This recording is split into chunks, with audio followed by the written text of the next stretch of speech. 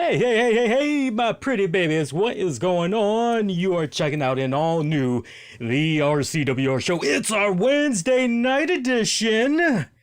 Here we are for another consecutive Wednesday night. And I love it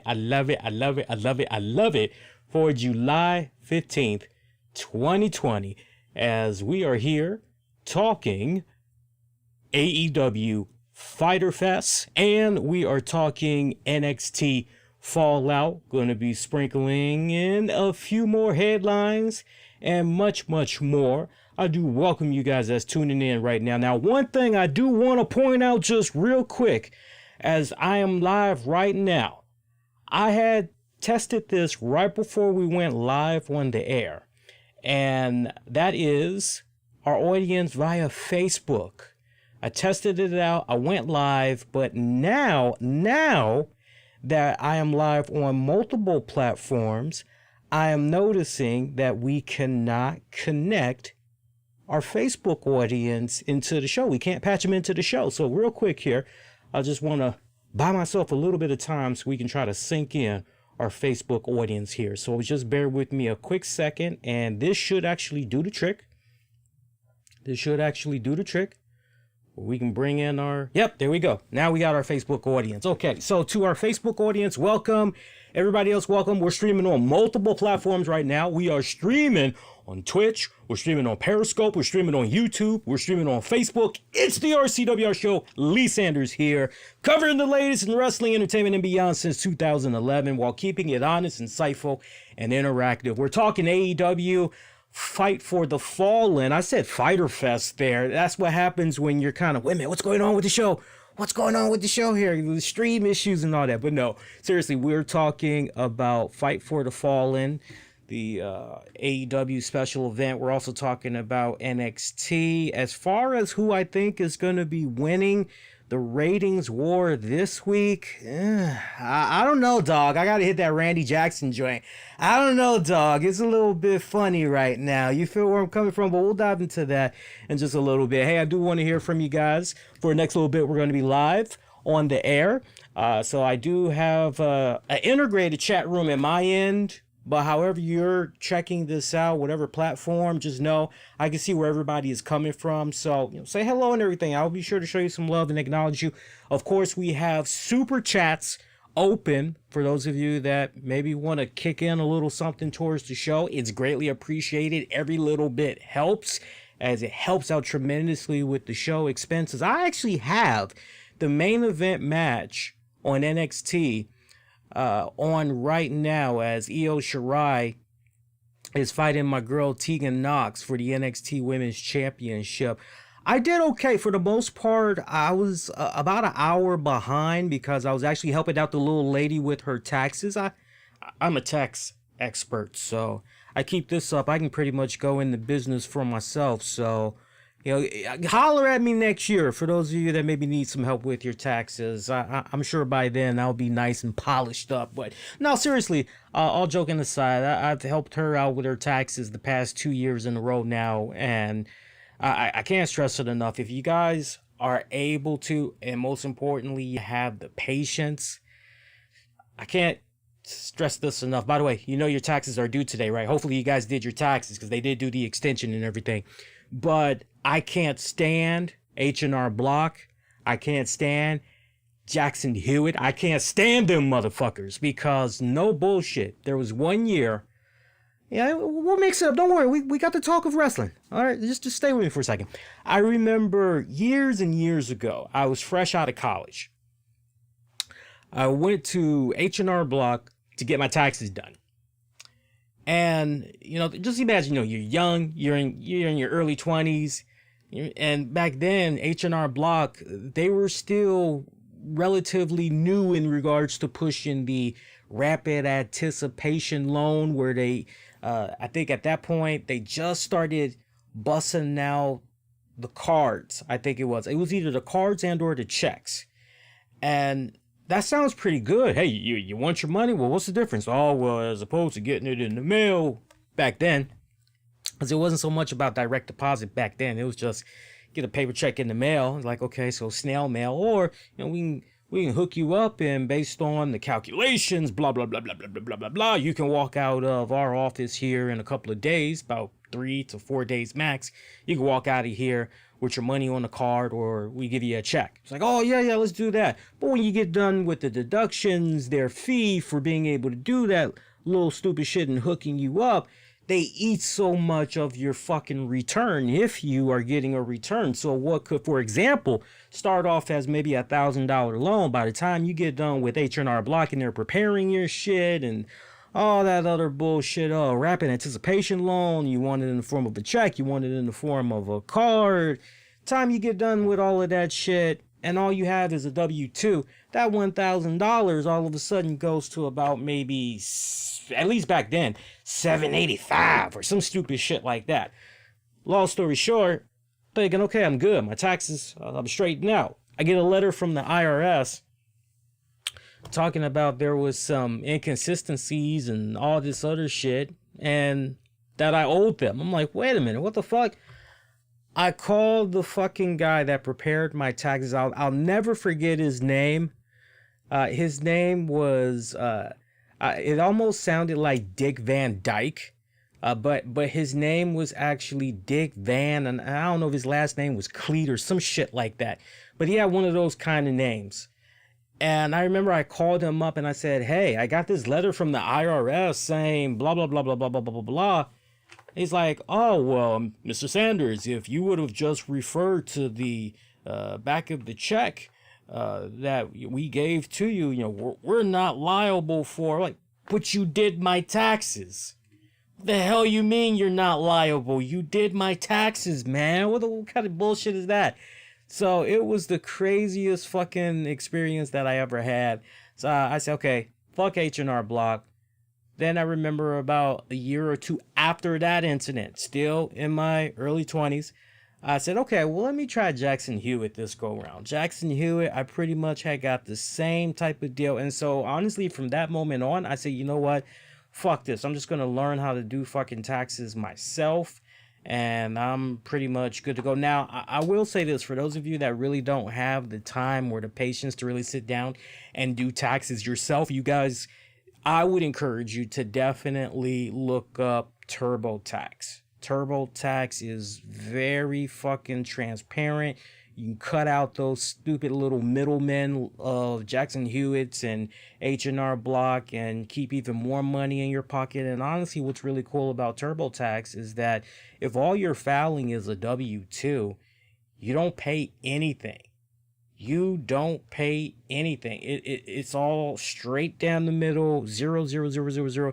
The only time you're going to have to pay for something is if it's a scenario where maybe you owe the state. And if you do owe the state, well, then you're going to have to figure out how you're going to pay for that. Are you going to pay for the state with your bank account? Because that's the only way, through TurboTax, that's the only way they're going to, allow you to pay for it. Or, is it a case where if you got a refund, return coming back to you, okay, well, can you maybe use the return? So that's kind of, you got to go at your own discretion with that and try to figure out what's feasible for you when it's all said and done.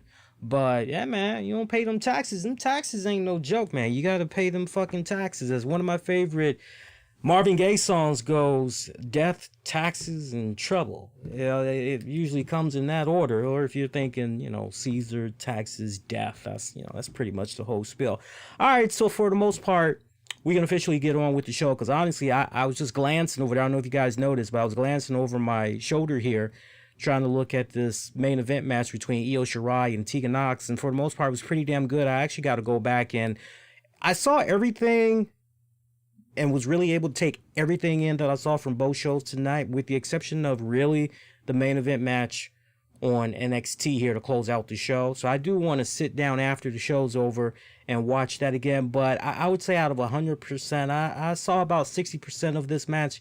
Pretty damn good. I got to give it up to both girls, especially Tegan Nox. Tegan Nox, man, fucking soldier, shining big time. She has really been shining over these last several weeks on NXT programming, so I really got to give her a lot of love here. I'm still staying with them. They're showing the replays right now. I'm just trying to make sure nothing weird is happening here. So Io Shirai, she's got the championship high in the sky. She's celebrating. Oh, damn!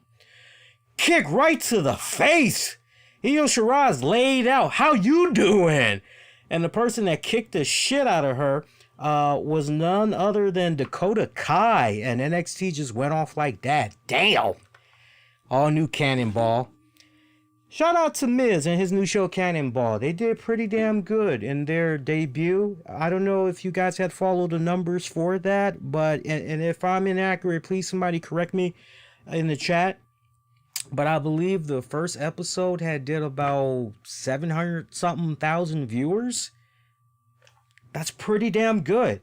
That is pretty damn good. Honestly, with shows like Cannonball, what's the joint that The Rock was doing on NBC that recently came back? I don't know if they wrapped up their season just yet, because it kind of feels like they came back not that long ago. Feels like maybe they came back about 6 weeks ago. Titan Games or something like that, I think The Rock show is called, where it's kind of like American Gladiators. You guys know exactly the show I'm talking about. It's cool to see shows like Mrs. Cannonball, The Rock's joint.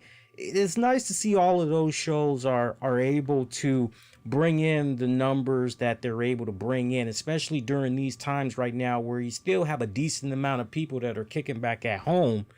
And, well, you know, ain't nothing else really on TV, nothing but a bunch of reruns. It's a great time right now because when you really stop and think about it, it's safe to say that any other time, if it wasn't for a pandemic, you can't help but wonder if these shows truly would have done okay. Now, I think The Rock would have been fine. I think The Rock would have been fine regardless, because what went down the first season for his show, I mean, he was bringing in some decent numbers for NBC, so it definitely warranted a second season. But still, I think you guys could agree that some of the shows that you're looking at right now, you kind of can't help but say, okay, well, that's good for them that they're doing okay, but yeah, how would they have fared, you know, if it wasn't for the pandemic? You know, because after all, you know, more people are at home and everything. So, but yeah, Dakota Kai laying out fucking Io Shirai there, laid her out. I mean, nice big ass fucking foot to the foot boot. Might as well say boot, heel, whatever you want to call it. I just know she put a foot in that woman's face. Damn, laid her ass out. That's how you end the fucking show. Good shit right there. But pretty good, pretty damn good. All right, so let's talk about these shows tonight. Let's go ahead first off and let's talk about Fyter Fest for tonight. Fyter Fest was okay. Brian Cage, the Machine, was unsuccessful in becoming the new AEW champion. And I got to tell you right now, I don't like how that main event match went. I gotta tell you, I'm a bit sour on that. I am a bit sour on that. I gotta be honest. I gotta be honest, and maybe you could say to a certain degree that I'm a bit biased because I am a big Brian Cage fan. Big Brian Cage fan. Remember his shit in Lucha Underground, as a matter of fact. And then, of course, when he came on over to Impact, definitely watched the big bulk of his stuff over in Impact. But I'm very disappointed in how AEW booked Brian Cage in this main event match. Now, granted, the match that he and Moxley had was pretty damn good. I will definitely admit that. It was pretty damn good. But closing moments of this match, Jon Moxley, he applies this man, it was a devastating submission hold that he had on Brian Cage too. He basically had Brian Cage's right arm. So Brian Cage is just laid out, pretty much middle of the ring. He's laid on his stomach. And Brian Cage, I mean, the way that right arm is just, man, Moxley had that son of a bitch in a nice, good, strong death grip. And you're going, come on, this is Brian fucking Cage. Brian Cage is going to be able to kick out of this motherfucker. You know, he's got this. It's all about the power here from this guy. Yeah, he's going to be able to power out, or, you know, maybe he's going to be able to fucking somehow pick up John Moxley while Moxley's still on his arm or whatever, and he's just going to kind of shake him off that way. Surely he's going to do some type of shit like that, but that's not what happens. We actually won't really know what the hell Brian Cage possibly was going to do, because fucking Taz throws the towel. He throws the towel. And I like what Jim Ross and them had said. You know, they jumped right on that, saying, hey, if Taz didn't do what he did there, as surprising as that was, if Taz didn't do what he just did right there, there's no telling what kind of damage that could have happened to Brian Cage. Keep in mind, Brian Cage, he just came off of an injury that had him on the sidelines for some months. You know, live to fight another day, basically, is what the commentators were laying out. So, you know, you hear that and everything. Now look, match was okay. But post-match is where things had got pretty interesting, because post-match, you know, Brian Cage, he's starting to come to, and he's now able to comprehend what the hell just went down there.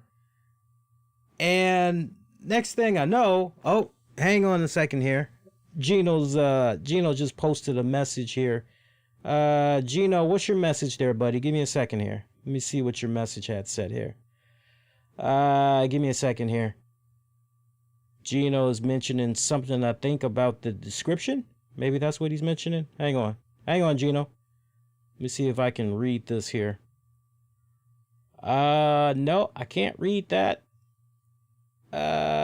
Gino, let's see what I don't know if you noticed, but your title and description is it the same as last week, Gino? Let me see here. Give me a second, Gino. Gino is talking about the titles here. Hang on a second.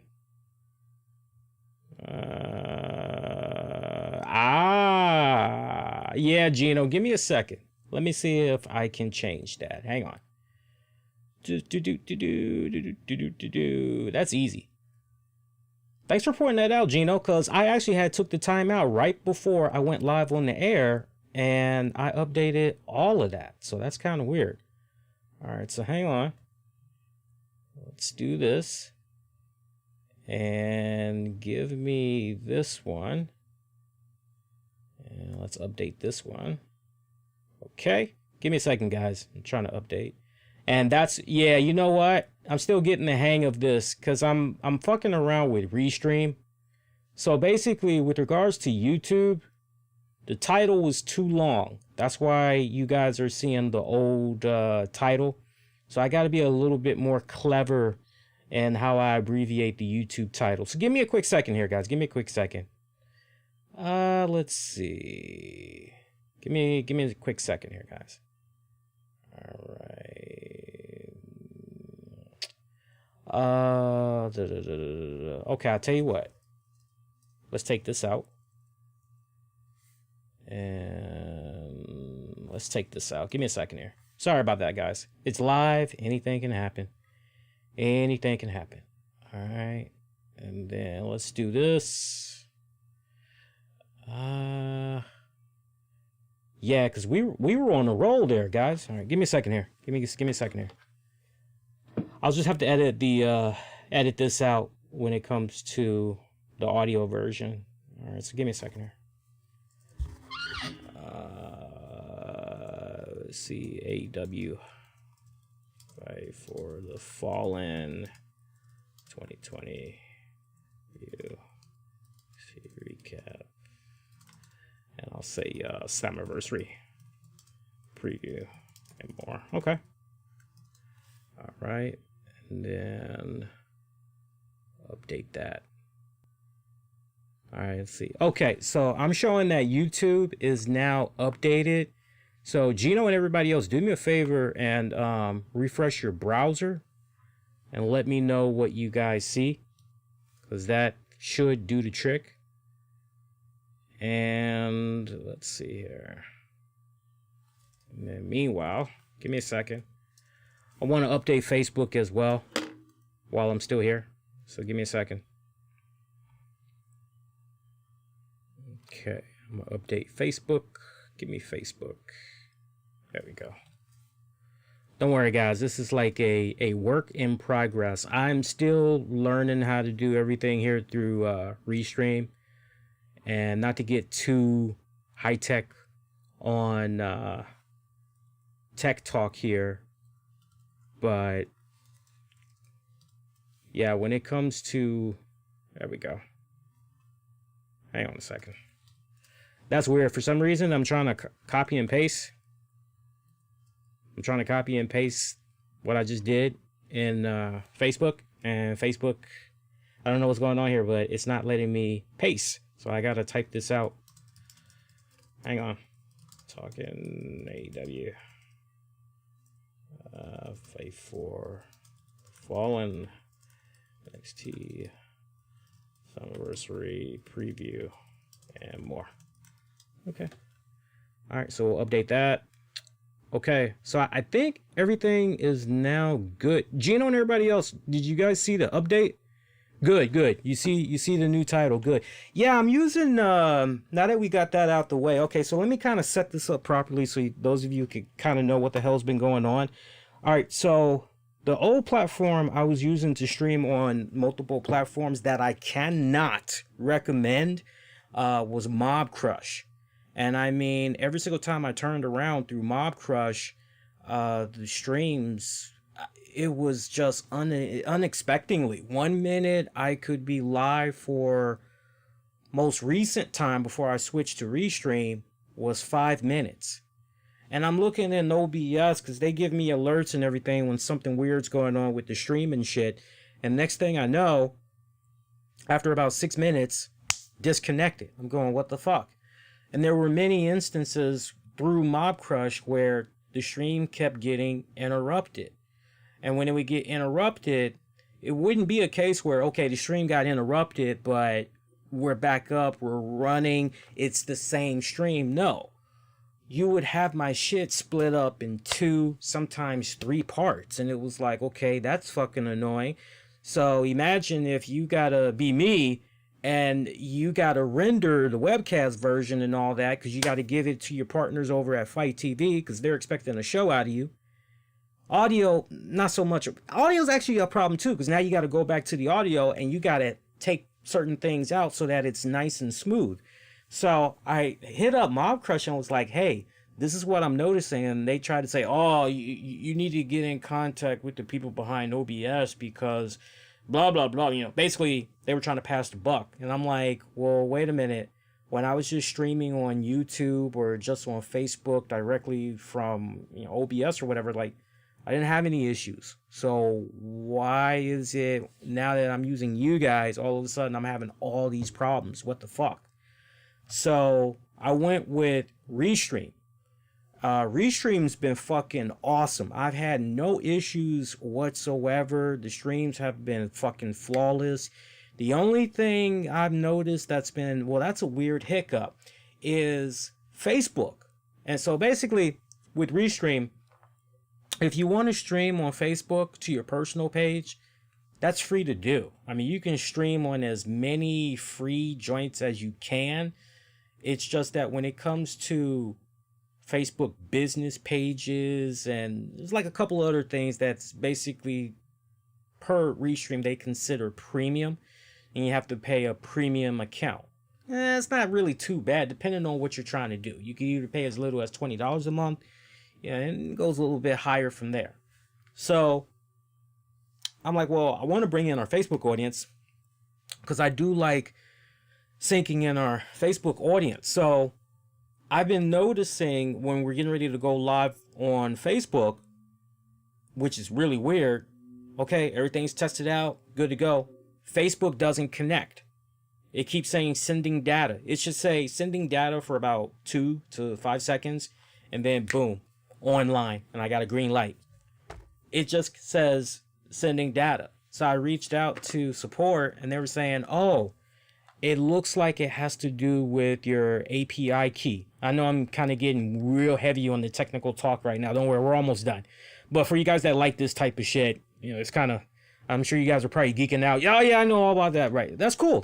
We're geeks. We're all geeks. Us geeks got to stick together. But they were like, oh no, your API key, that's basically what's happening.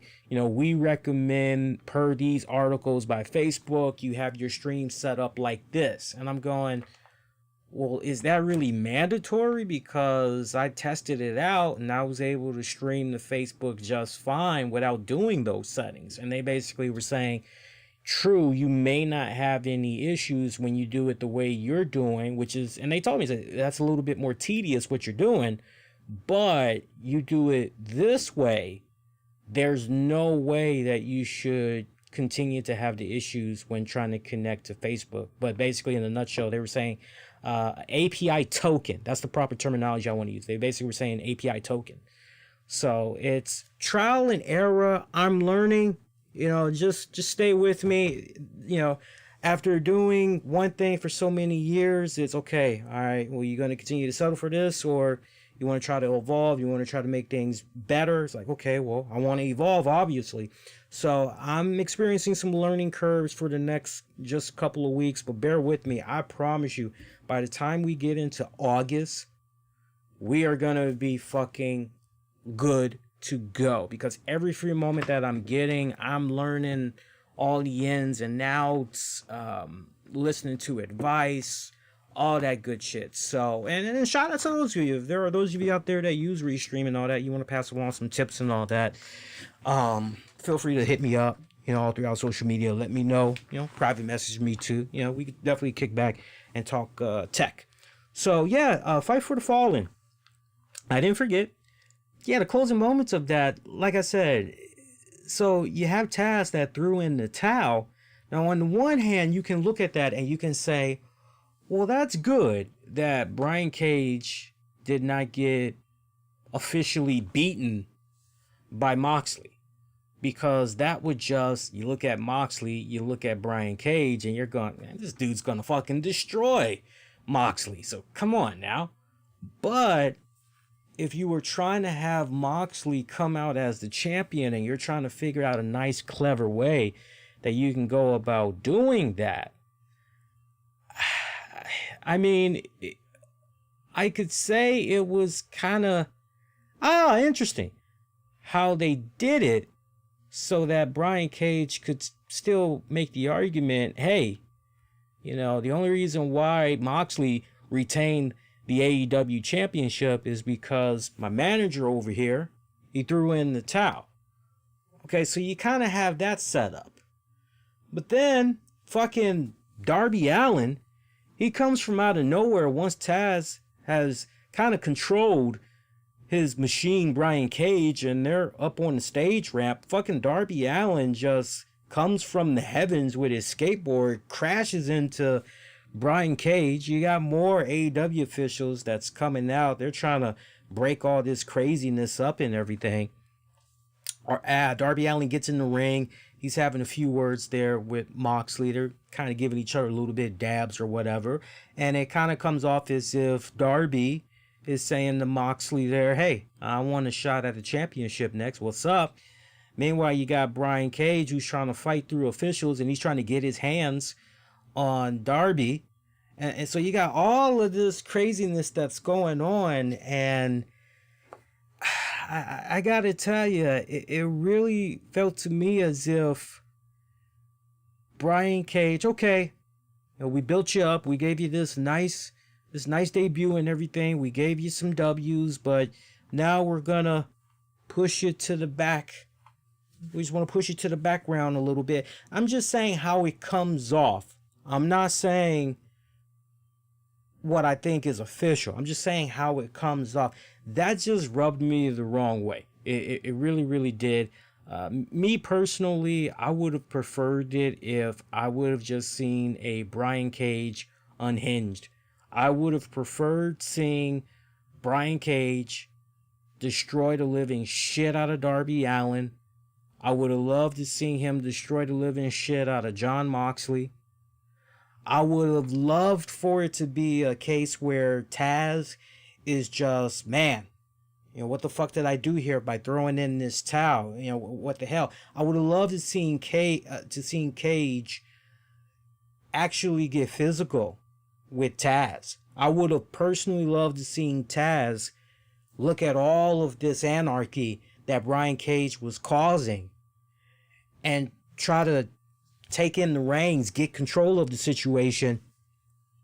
And Brian Cage pushes Taz down to the ground, and he just, I really wanted to see a Lou Ferrigno Hulk on the loose, basically, right? The Hulk. That's what I wanted to see.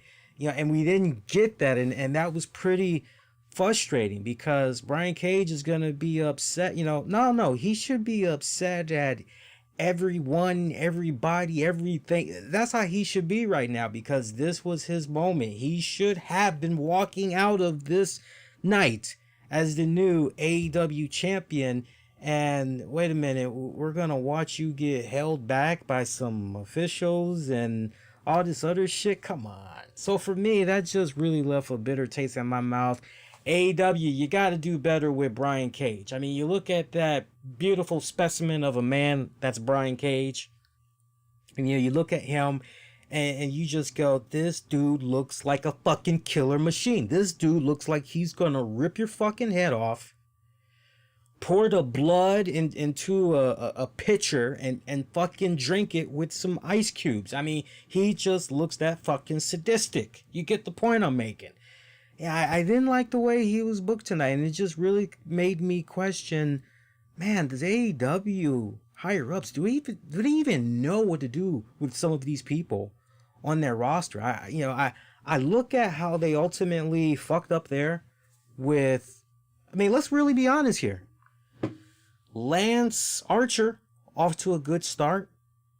Man, that went ice cold real fucking quick. Did it not?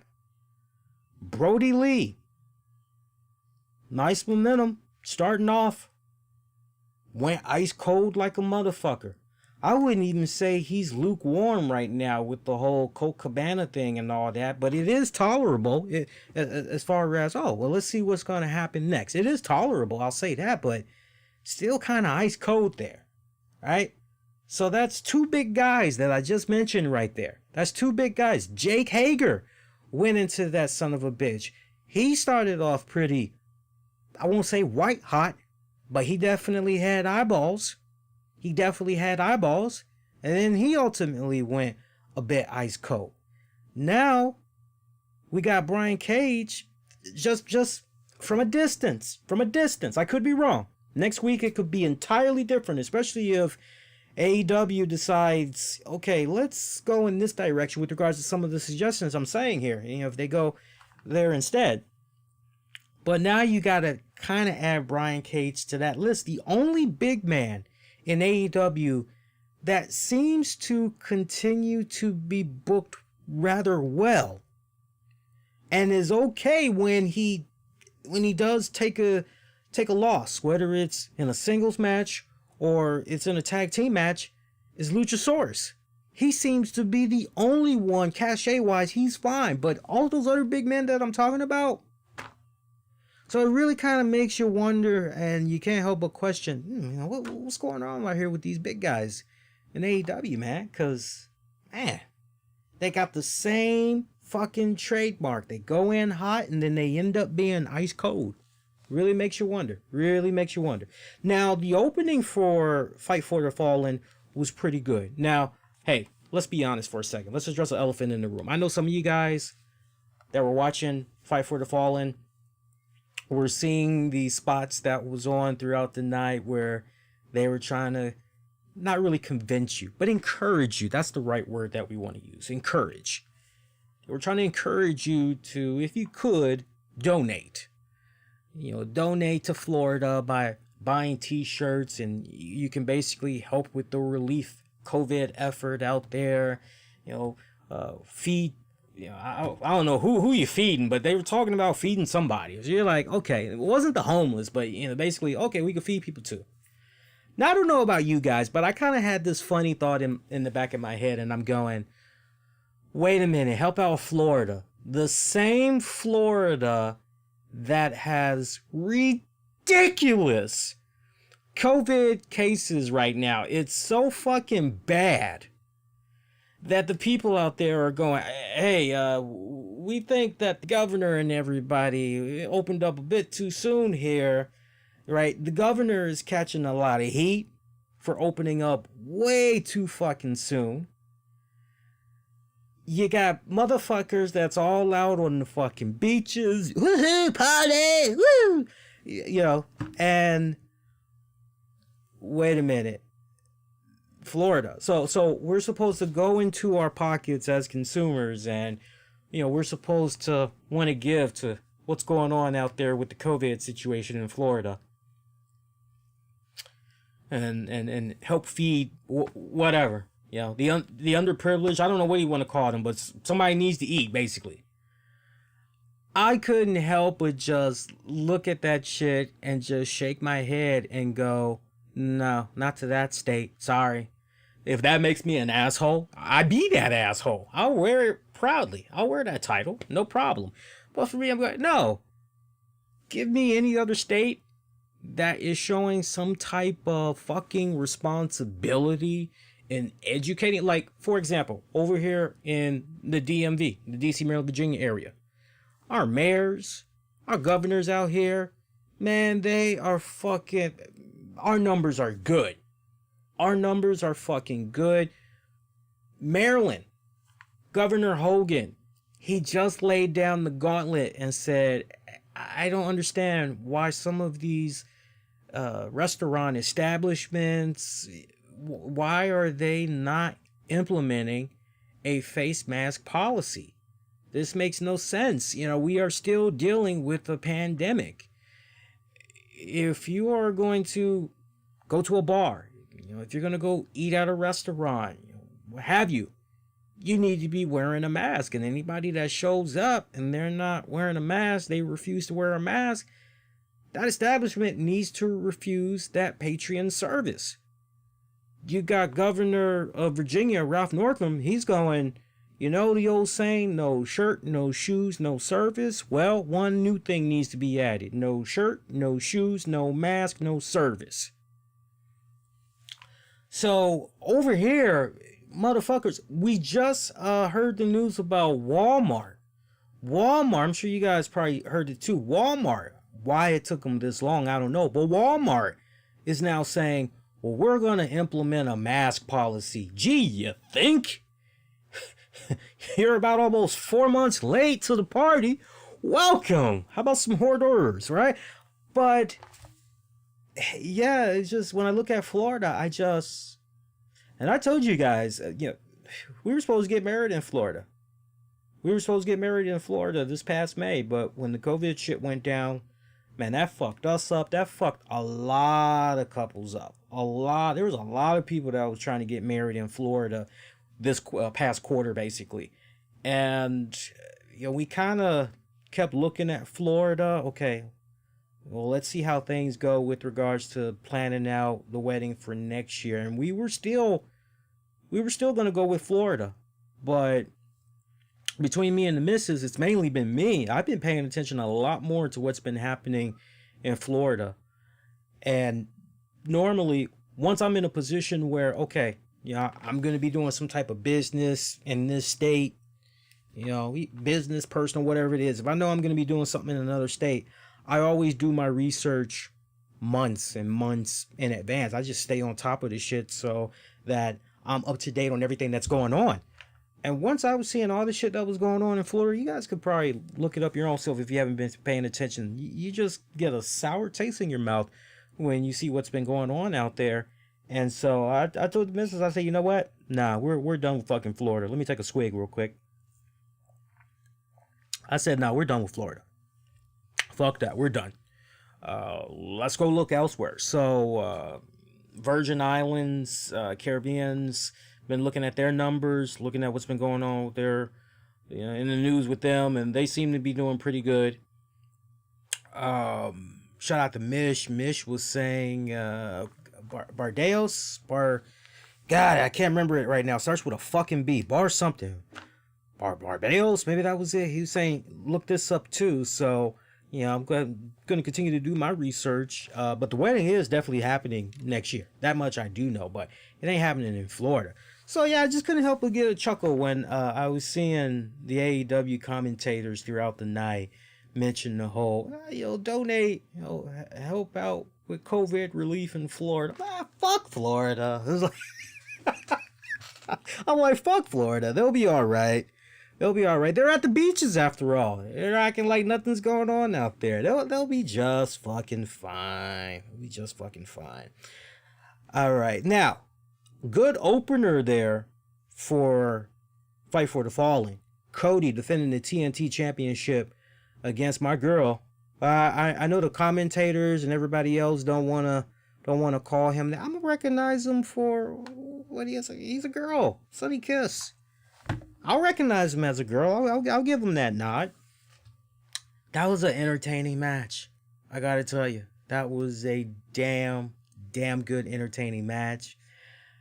Sunny Kiss with the theatrics though, man. You talk about a epic fucking entrance. Sunny Kiss just coming out there with the what was it, the fucking Jaguar dancers or whatever, and he's just, I'm like, come on, Sonny. It was like, you ain't even won the goddamn championship yet. Get in there and fucking win the match first, win the title first, then you can do all that showboating splits and all that shit. Come on, man. But no, this was a really, of all the matches on the card tonight, this was my absolute favorite. It was my absolute favorite. And not because I'm a big Sunny Kiss fan. Everything just flowed. Everything just flowed so perfectly in this match. I couldn't shit on it. I just couldn't. And I tell you what, Sunny Kiss, I've always sung nothing but high praises for Sunny Kiss, but I gotta show extra love to Sunny Kiss because I wasn't even aware of this until we were getting ready to come on the air tonight. Apparently Sunny Kiss was dealing with some hateful, homophobic rants, slurs, the whole 9 yards, leading up to this match. And, it kind of broke my heart to see that there were individuals. I mean, look, when it's all said and done, it's sad that we're in a day and age where no matter how advanced our technology is, medicine, you name it, it's sad that we have folks that are very ignorant out there where, okay, look, just because somebody's gay, okay, well, first of all, what business is it up to you that person is gay? What business is it to you that person prefers dating people of the same sex? What business is it to you? That's my first question. How does it affect you directly? How does it affect you? What business is it of yours? Because my whole thing is, rather than be concerned and worried, whatever you want to call it, about what's going on with that person and who they like bringing into their bedroom, how about you worry about yourself and, what's going on in your life? We got so many people that want to turn the finger, but as I always like to say, just because you got one finger pointing at somebody, you essentially got 4 fingers pointing right back at you on the same hand, so to speak. So, my whole thing is, who cares? Look, if you're that uncomfortable with a person like Sunny Kiss, I got a simple solution. When Sunny Kiss comes on, go do something else. Change the channel, take a shit, do some laundry. You can do any and everything else. It's just amazing. It's just amazing the amount of people that, because I saw some of the comments that were being thrown Sunny Kiss's way, and it just made me shake my head and go, wow, this is just fucking mind-boggling. And Sunny Kiss had put out a really awesome tweet, with regards to that. Matter of fact, I want to read it to you. It's real short and sweet, but I do want to read it to you guys, what they had said. And let me see if I can pull it up real quick here. So I really wasn't interacting that much today on Twitter. Let me see if I can find this. Yep, here we go. Thank you, everyone, for the overwhelming amount of support. It truly means a lot to me. Now, let me back this up. This pretty much came right after it was revealed last week that Sonny Kiss was going to be taking on Cody for the TNT Championship. And remember, we were able to tell you guys about that match because they didn't cover it on Dynamite. They had released that information on Dynamite's official Twitter account and everything. But Sonny Kiss said, "Thank you, everyone, for the overwhelming amount of support. It truly means a lot to me. I've been incredibly open and comfortable with who I am since I was practically a baby. You can't shame someone who is unabashed. LGBTQ plus community and allies, I completely stand with you guys in making wrestling a more positive and comfortable escape for everyone. That is something that we should all strive for. So once again, I thank you." I'll close with this. Sadly, I'd imagine the people on social media who spew hatred are often feeling more pain and sadness than what they're inflicting on others. I won't speak for everyone, and I will continue to respect everyone's responses that come naturally to them. We're human. We have emotions. For me, I try my best to not counter hate with hate, but rather with confidence. An eye for an eye. Well, you know the rest. To the LGBTQ plus community, this Wednesday, it's on. This is not for me, but for us. I'm going into this match feeling better than ever. So, you know, I'm really amazed that, you know, those type of comments had came in. I mean, yeah, man, most likely the people that were trolling, hazing, you know, whatever you want to call it, towards Sonny Kiss, you know, these are individuals. This is how you could sum it up. These are either people that are very paranoid about those of the LGBTQ community, and they are just ill in the head to the point that, nah, man, something like that, it shouldn't be happening. You know, those type of people shouldn't be running around, you know, evil. You know, they're running around like that. Or you've got individuals that wish that they had the balls to live their life as freely and openly, not caring about consequences whatsoever, like a Sonny Kiss and, you know, everybody else that's out in the open. And then I'm also thinking about another type of group of individuals, and, you know, that's the individuals that just, as I always refer to them, big bad keyboard warriors. They talk a lot of good shit behind a keyboard in front of their computer and all that, but when you get them in fucking public, all of a sudden, cat got their fucking tongue. So, you know, it's that really took me back. It really, really did, because before everything went down with that, I got to be consistent here. That's the thing for 2020. Me, that word, consistency here. Yeah, I was one of the main ones saying, well, yo, what's up with Sonny Kiss? What's up with more Sonny Kiss on my TV?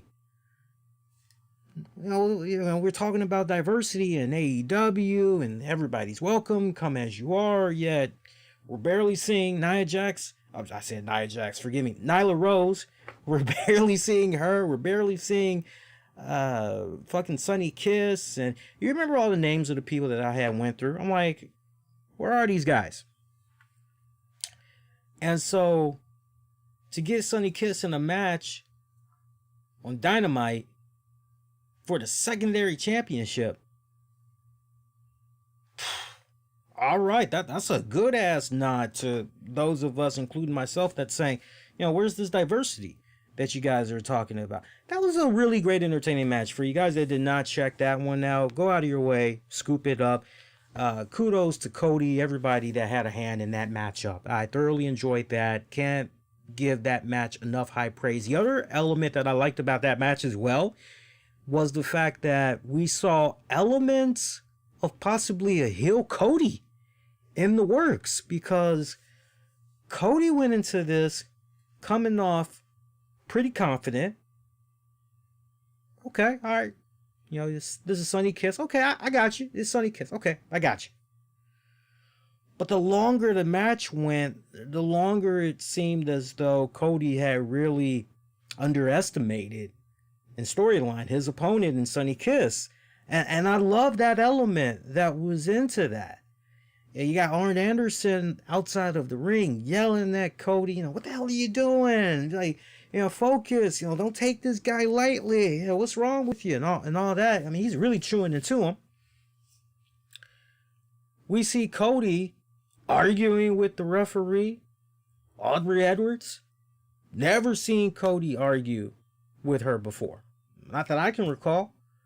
So that was some new shit that was thrown into the mix. And then, if things didn't get any more interesting there, we see Cody at one point, he fucking exposes the turnbuckle.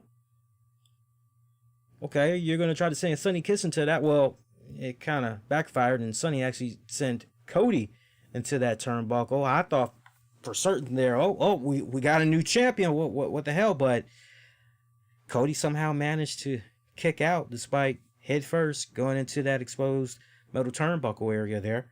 But Cody barely coming out of that match with the TNT Championship. Barely coming out of that with the win. And you got Arn Anderson looking at him like he did not like some of the tactics that Cody used in that match.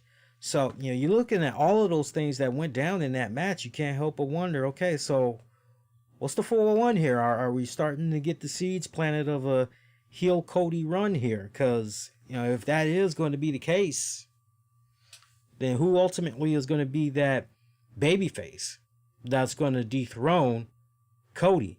Curious minds want to know. Marinate on that. We'll talk a little bit more about that next week as far as who could possibly be the one to ultimately dethrone.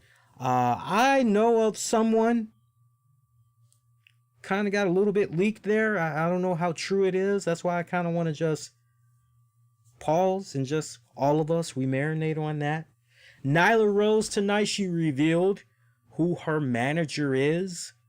Why this person's name did not click in my head from last week, I have the slightest fucking clue.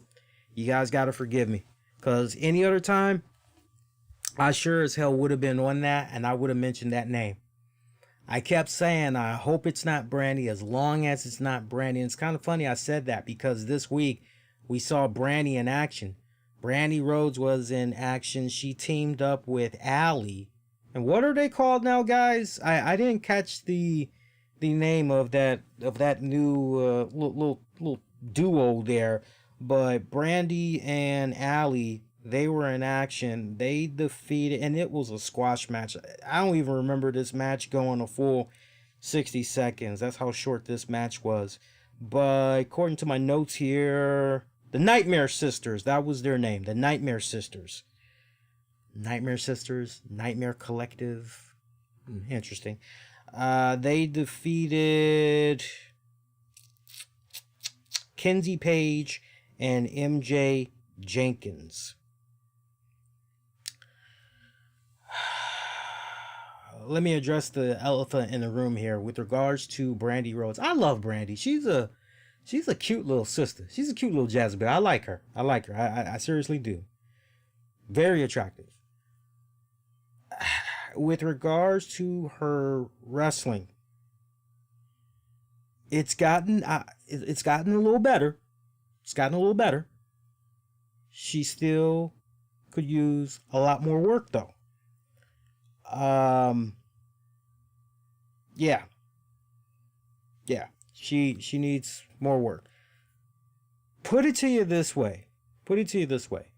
It's good that her and Allie are doing this whole tag team thing. My advice to the AEW executives, Cody and them, and I mean this in the most polite and respectful way. And I would imagine Brandy is the type of person, she may talk a good game on social media, but like with everybody, everybody wants to feel loved, everybody wants to feel appreciated, everybody wants to be liked. I would imagine that as far as, what's the right words I'm looking for? I would imagine that It's one thing to get constructive feedback, constructive criticism, but to be lit on fire on social media, I would imagine, I mean, who wouldn't be bothered getting shit like that? Yeah, but for some people, they can just shake it off. They have thick skin. It's whatever. Brandy kind of comes off to me as someone that, after a while, it kind of penetrates through her armor. Okay, so I mean this in a nice, polite, and respectful way. I would have Allie do most of the work with regards to this new formation here, this new tag team. Let Allie do most of the work. The only time, should there be a case where Brandy gets tagged in, Brandy needs to be the type that goes in there, ha ha ha, slap, slap, slappity, slap, slap, ha ha ha, dance in circles around that person who she just was slapping the shit out of, messing with their hair, kick the shit out of them in the face, go in for a cover, 1, 2, and they kicked out. She needs to constantly be that individual that, oh my God, they kicked out. What the hell? She needs to be in that role. So I don't have a problem with her just being in that type of a role, executing strikes, basically, slap, slap, kick, kick, do shit like that. But the minute that the opposing team gets back on the offense, her ass is being handed to her and everything, I need to see her go in for the hot tag. Allie needs to be fucking taking like 80%. 80% Allie's way. Allie's way. There's a new segment for you, AEW. And now, here's Allie, with Allie's way. There you go. Something interesting there. But no, 80% as far as the offense and all that goes, it needs to be, and defense, it needs to be Allie. And the 20%, that needs to be given to Brandy. And just behind the scenes, and I'm very confident. Look, she has gotten better. I'll admit that. But she could be even better. That's my whole thing. She could be even better.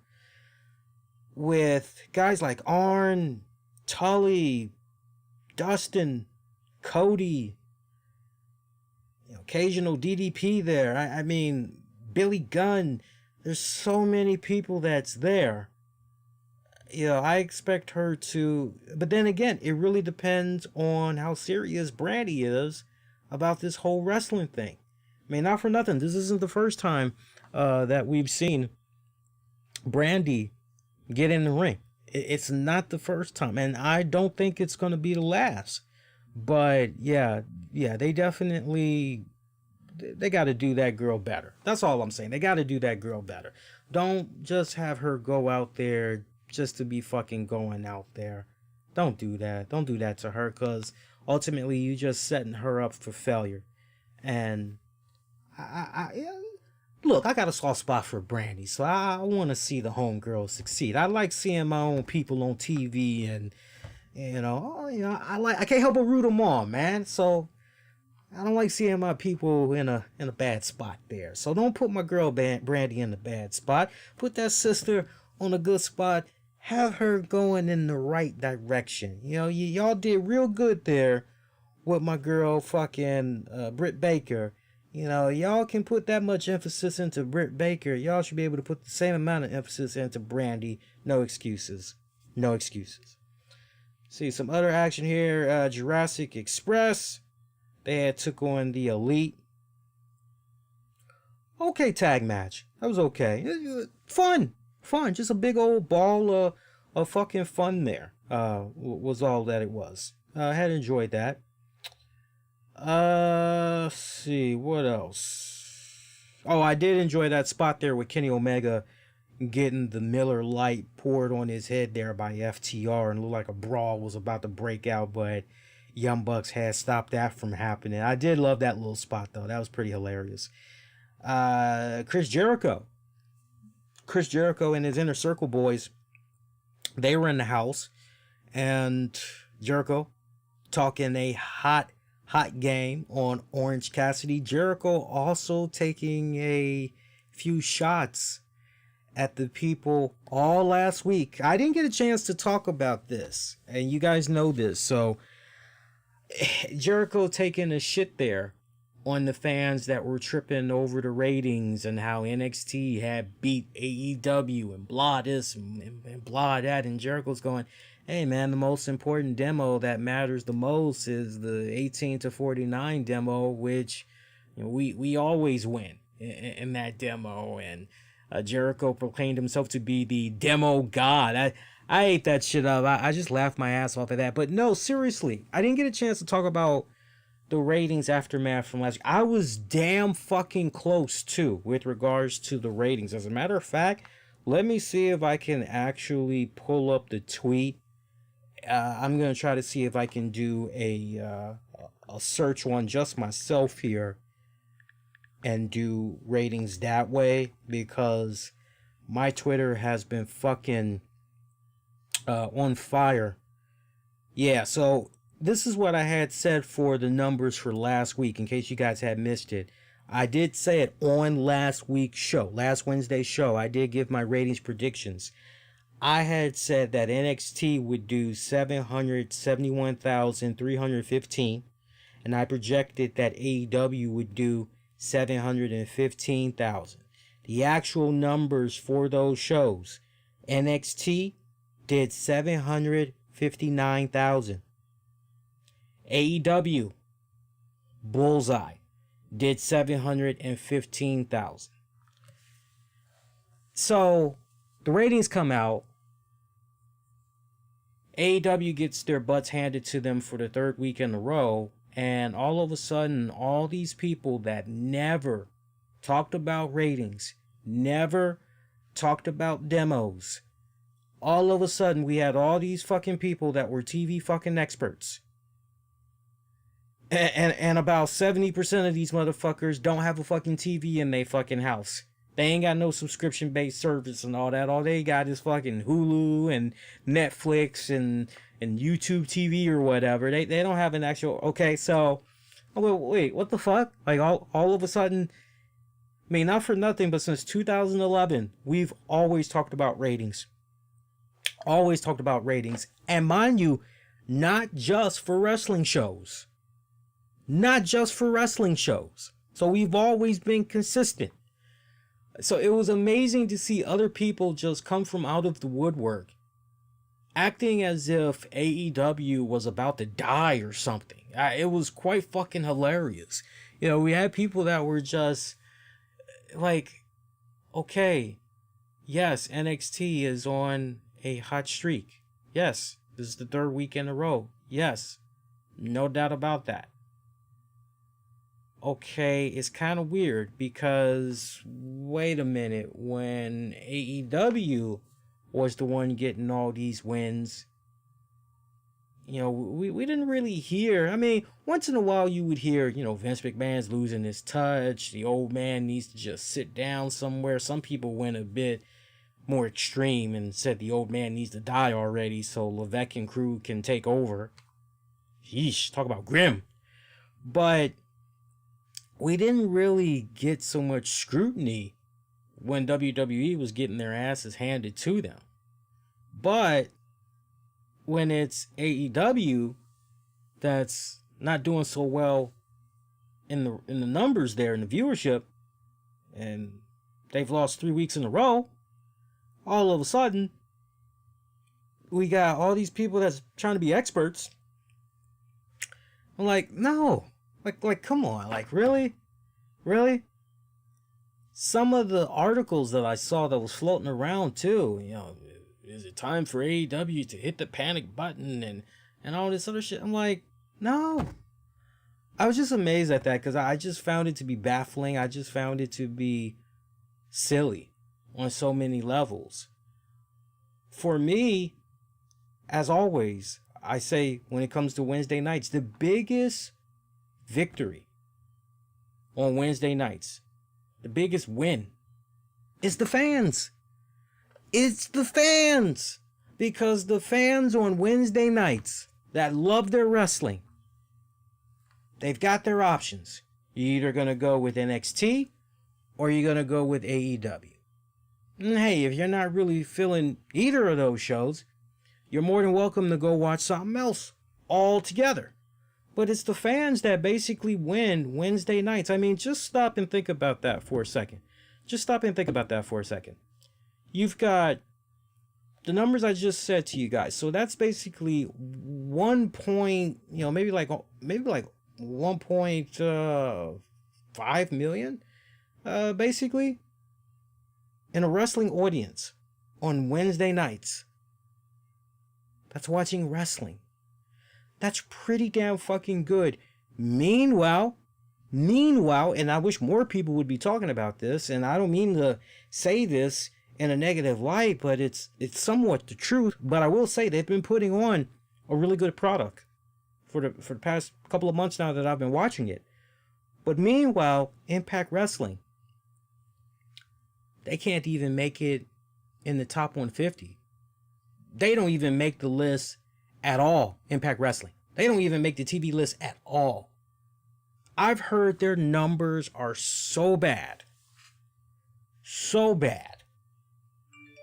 it's not even worth mentioning it online because it's that laughable.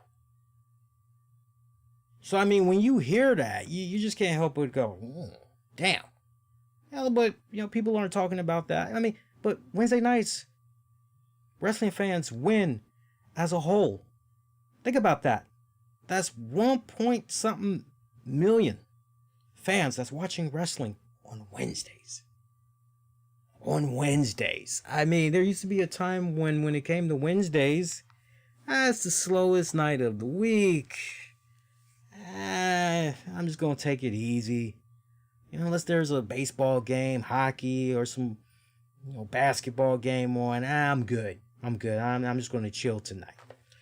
Y'all need to be chilling with your fucking projections and all that, trying to be the new TV guy, TV fucking analyst, and all that other fucking shit. Leave that to those of us that have been talking about the numbers, paying attention to the numbers, doing the quarter breakdowns and all of that other shit, making sense out of everything that we're saying. Leave that to the experts that's been doing it for some years now. We'll let the fans know when it's time to start hitting the panic button. What it comes down to when it's all said and done is just creatively, what's this show doing that the other show is doing better? That's what it boils down to. And I tell you what, with regards to this week, I would not be surprised if AEW picked up the W. I'm letting you know that right now. I believe that AEW is going to pick up the W. Let's run through the rest of the card here. Not really that much because we're about to get into NXT here. Let me look at the rest of the card here. Did we mention FTR taking on the Lucha Bros? That was actually a pretty damn good tag match. All them boys were good. All them boys were fucking good, man. Dax especially was pretty damn good. They went about almost 15 minutes long there. Pretty damn good matchup. Let's see what else we got. We talked about Jurassic Express taking on the Elite. We talked about that already. We talked about the Nightmare Sisters. We talked about Moxley and Cage. Yeah, we went through all the matches there. Good show. Good balance of solid ring presentation. Couple of key story arcs there moving forward. Probably the biggest one of them all was Nyla Rose as well. Nyla Rose had her own little special moment. She revealed, I can't believe I almost forgot about that. Sorry guys. She revealed that her manager is none other than, Vicky Guerrero. And before I got sidetracked earlier, that was one big old loop there, right? Yeah, because we kind of teased it there, but we didn't dive into it. And I said something along the lines of, I was happy it wasn't Brandy, and that's how we ended up talking about Brandy. So you guys can see, even though it kind of seemed like I went off on a rant, it still connects when you clean it all up. But I should have known Vicky was going to be the one. I don't know why it didn't register in my head, Vicky Guerrero, because she was at a few previous AEW events And it just never fucking clicked in my head. Well, why not Vicky Guerrero? Look, the pairing of Vicky and Nyla Rose, I think that's fucking awesome. I think that's fucking awesome. I'm happy to see her back on TV. I gotta tell you, I've always had a soft spot for Vicky Guerrero. I mean, who doesn't have a soft spot for Vicky? You know, you just, the name alone, and just, you know, especially after you got done watching the Dark Side of the Ring episode, and your heart just really couldn't help but go out to Vicky, and even more, you know, with regards to all that shit that had went down with Eddie and everything, and the Benoit tragedy and all that. I mean, look, and she said it on herself, on her podcast. She's let it be no secret. WWE, after a significant period of time, they stopped doing business with her. They stopped having her come in to do little stuff here and there. She was not under any type of a Legends deal. She was not under any type of a contract whatsoever. So, kind of weird, don't you think? You know, now granted, you know, she did step away. She did step away from WWE on her terms. And, you know, she stepped away because she wanted to go resume her college degree and all that. And she wanted to take a little bit of a break. Okay, well deserved. Hey, she fucking earned it. But then afterwards, okay, she's starting to get that itch again. She's starting to get that wrestling itch. She misses being a character. She misses helping, you know, getting up and coming talents over and everything.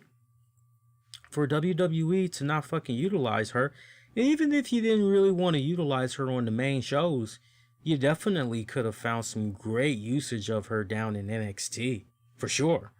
But to not even try to figure out a way to utilize her in WWE, what did you think was going to happen?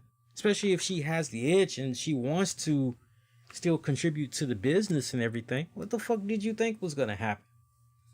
And then WWE being petty. Again, these are her words. She's talking about how WWE was being so petty to her because of the one little spot that she did early on for AEW. The first spot that she did. When she had tried after that, when she tried to see about getting some interviews with some WWE talents, she was denied because she had did the appearance for AEW. So she basically was looked at an enemy of the state or whatever. So it's like, what the fuck? So, what is WWE's loss is AEW's gain. When it's all said and done. So, I can't wait to see what the pairing of Nyla Rose and Vicky Guerrero can do. I also want to make another suggestion to AEW. Tony Khan, Cody, and them. Here's another suggestion I want to make to you guys. We've got Sammy Guevara MIA right now, and we know the reason why. It was because of some controversial stuff that he had said with regards to Sasha Banks. And I don't want to rehash all that. You guys know about that shit by now. If you don't, Bing, Google, that's your best friend. But I'm like this. One of the last times we had saw Sammy Guevara, Matt Hardy planted a little bit of a seed there where he said to Sammy, hey, you got phenomenal talent. I really think that you could be a true big breakout star one day. But your alliance with Jericho ultimately turns his back on everybody. His whole message to Sammy, you're no different. Jericho is eventually going to turn his back on you. So what are you going to do? I would love to see some type of, and now's like literally the perfect opportunity. The storyline is right there. You got the inner circle that has not mentioned Sammy Guevara whatsoever. There ain't even a fucking bandana saying get well Sammy, or some type of an armband. There is nothing right now.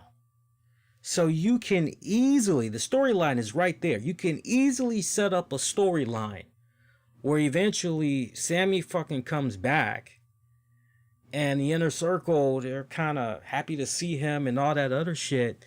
But you could spin it in such a way where Sammy basically goes, yeah, it's kind of funny because I don't remember any of you guys having my back whatsoever when blah, blah, blah shit had went down a couple of weeks ago. I think you need to be real with the audience, because if, you can't do the fans one way and then expect for the fans to react. Perfect example. If you expect for your 18 to 49 demo or whatever you want to go with, if you expect for your audience to know about the FTW Championship, then you should expect that same audience, at least 70%, is going to know the real story of why Sammy Guevara is not on their TV. So, let's not insult people's intelligence, and let's be real. Be real. And that's what fans really like in their wrestling product. They like when suspension of belief, fact or fiction. They love when reality is bent there and, okay, is this legit? Is this a shoot? It's a work? What we doing here? They love that. So why not mix the two, turn it into a nice little story arc? My point, I would love to see Vicky Guerrero manage Sammy Guevara. Just saying, something to think about.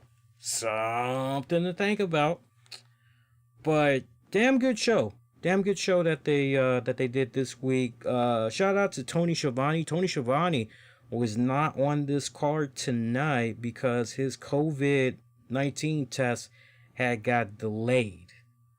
So now he wasn't showing any symptoms, no indication that he had the virus.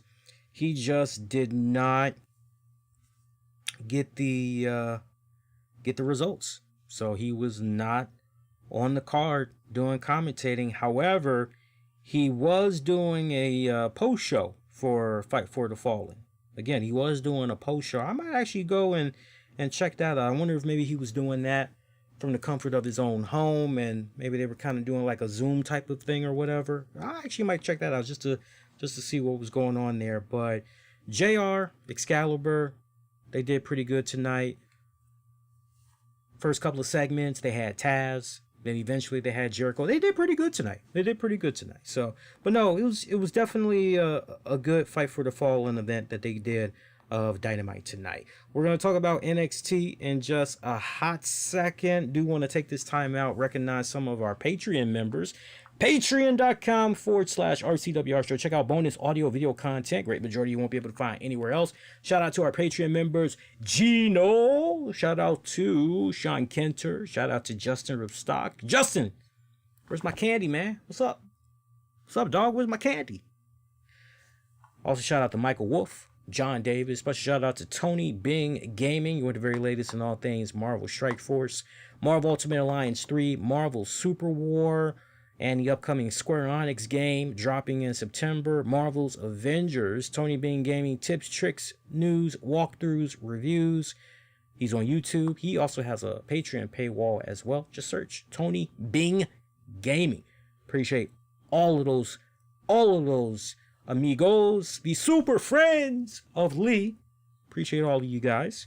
If you're enjoying the show so far, however you may be checking this out, maybe you're checking out the webcast version of the show on YouTube or on Fight TV, make sure you hit the heart, the like, share, subscribe. Definitely subscribe. By the way, want to give a shout out to the big number of followers and subscribers that we have gotten over the course of the last I think we began promoting it if not Monday, for sure Tuesday, so about 2 days now.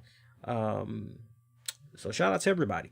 But yeah, we picked up a big old bunch of subscribers. We also picked up a bunch of followers on our Twitter account, and appreciate that. Hope you enjoy the content. Speaking of which, the subscribers, the followers, Slammiversary is this weekend. we'll talk about Slammiversary. Well, let's get into the Slammiversary right now, and then we'll talk about NXT. Slammiversary is this weekend. We partnered up with our good friends at Fight TV, and we have made possible not one but 2 codes we're giving away so that you guys will be able to watch Slammiversary this weekend through Fight TV. Pretty badass, right? So the rules for this are simple. Okay, so if you're following me on Twitter, if you're not, that's your first mistake right there. You need to be following me on Twitter at the RCWR show. You also want to make sure you're giving Fight TV a follow as well. Between the two of us, we're always doing cool contests for wrestling fans. Okay? But make sure you're following both of us. You'll see the posts. Matter of fact, let me do this right now. I'm actually going to pin that post showing the rules and all that so you guys won't have to dig. Give me a second here. And I will actually post it. Alright, where's that tweet? There we go. Pin to profile. And pin to profile. Okay. Alright, so when you go on Twitter, just look at my pinned tweet. It's the first thing you see. You can't miss it. So, check that out. Make sure you're following me. Follow Fight TV. All right, first part's done. If you want a bonus entry, make sure you subscribe. Now, for those of you that have already subscribed and you're like, oh man, I can't like get in on this, and I'd like to get in on this. Yo, what the hell? Just hang tight. We're talking about the new people first. All right, so for the new people, those are the steps you got to do. Go to that post, follow me, follow Fight TV, retweet that post. You get a bonus entry if you subscribe to the YouTube channel. You can let me know you subscribe to the YouTube channel by saying subscribed. That gets you a bonus entry. Now, for my Patreon familia, the Super Friends of Lee, if there are those of you that's interested in the Slammiversary event, I need you to hit me up throughout social media, send me a private message through Discord or through Twitter. Let me know, and I will actually enter you as well. Again, Patreon familia, aka Super Friends of Lee, I will enter you in the Slammiversary contest as well. If you want in, just hit me up throughout the social media outlets. I'm actually going to create a post on Patreon as well, letting you guys know you all can enter as well. Now, for those of you that have already been subscribed for a significant period of time, you're connected to the YouTube page and you're already connected to the Twitter page, then with that, I say there's really no way I can kind of get you into this contest, sadly. The next best thing I can do is just say to you, hang tight. We're going to do a contest where there's no limitations. There's no restrictions. Everybody can just get in. Don't worry, it's going to come a lot sooner than you think. We're actually going to do something for everybody as we get closer to SummerSlam. But those are the rules. We're going to pick out the winners Friday at 10 p.m. Eastern. I'm going to hop on Periscope, and we're going to do like we did last time where I had spun that magical Wheel of Fortune wheel. Remember that? That's how we did the last batch of codes. So we're going to do that again. That way you guys know it ain't rigged whatsoever. So it's going to be awesome. Check it out. It's going to be some good shit. But Slammiversary is going to be coming up. It's going to be this Saturday. I don't know how it's going to be going down. I know I'm going to be working Saturday night, so by the time I get off work, the first hour of Slammiversary would have already gone off the air. So I would imagine by the time I get home, I'm going to basically be about 90 minutes behind. So there's no way I can come on live as soon as Slammiversary is over, do a live reaction, do a live recap show. That's just not happening. What I can do, though, when I get home, have a bite to eat, I can watch it in its entirety. I just don't know if I'm going to come on live afterwards. Because if I were to come on live, I probably would not be live until maybe... Well, I would imagine Slammiversary is probably going to go until about 10:30. So... Yeah, that's where it gets real tricky. That could be a case where it's midnight. I might come on live. It's weird. One thing I do know, I am going to do something for the Patreon audience. That much I do know. So don't worry. Still not Saturday just yet. I'll have it all figured out by the time Friday gets around. I'll have to talk with the family, pick on their brains, and see what we might be able to do with that. Let's talk NXT. Oh, no. Actually, before we talk NXT, let's talk about the card. And I'll give you guys my predictions for Slammiversary this weekend. All right, let's see what we got going on here. Slammiversary. All right, let's see the card here. We got 8 matches. Moose taking on Tommy Dreamer. Old school rules match for the unsanctioned TNA World Heavyweight Championship. How can I pick against Moose? He's been on such a fucking roller coaster, man. Moose has been doing nothing but good these past several weeks. I mean, he's been on a streak for a good long time, man. How can I go against Moose here? Come on, man. I'd be a goddamn fool if I went against Moose. Seriously. Moose for the retain. The North, Ethan Page, Josh Alexander taking on Ken Shamrock, Sami Callihan. Tag team match for the Impact Tag Team Championship. I believe everything has led up to this point for the North. We've seen the little title expeditions that they've been on.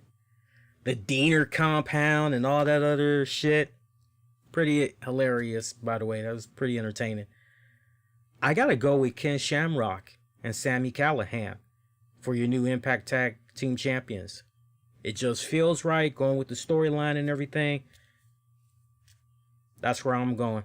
Alicia Edwards takes on Havoc, Kiera Hogan, Kimberly, Kylie Ray, Nevaeh, Madison Rayne, Rosemary, Susie, Tasha Steelz, Taya Valkyrie. It's a gauntlet for the gold match to determine the #1 contender for the Impact Knockouts Championship.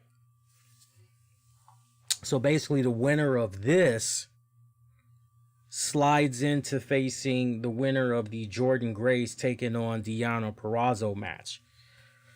Oh, man. This is a tricky one right here. A real tricky one. I'm not seeing Alicia Edwards. Havoc, Kiera Hogan. They're intertwined. I remember there was some trash talking going on between Havoc, Kiera Hogan, Tasha Steelz, and Nevaeh. So I'm just kind of thinking about the storyline that's been going on here. By default, I'm going to eliminate also Havoc, Kiera Hogan, Nevaeh, and Tasha Steelz. All right. So that leaves us with Kimberly, Kylie Ray, Madison Rayne,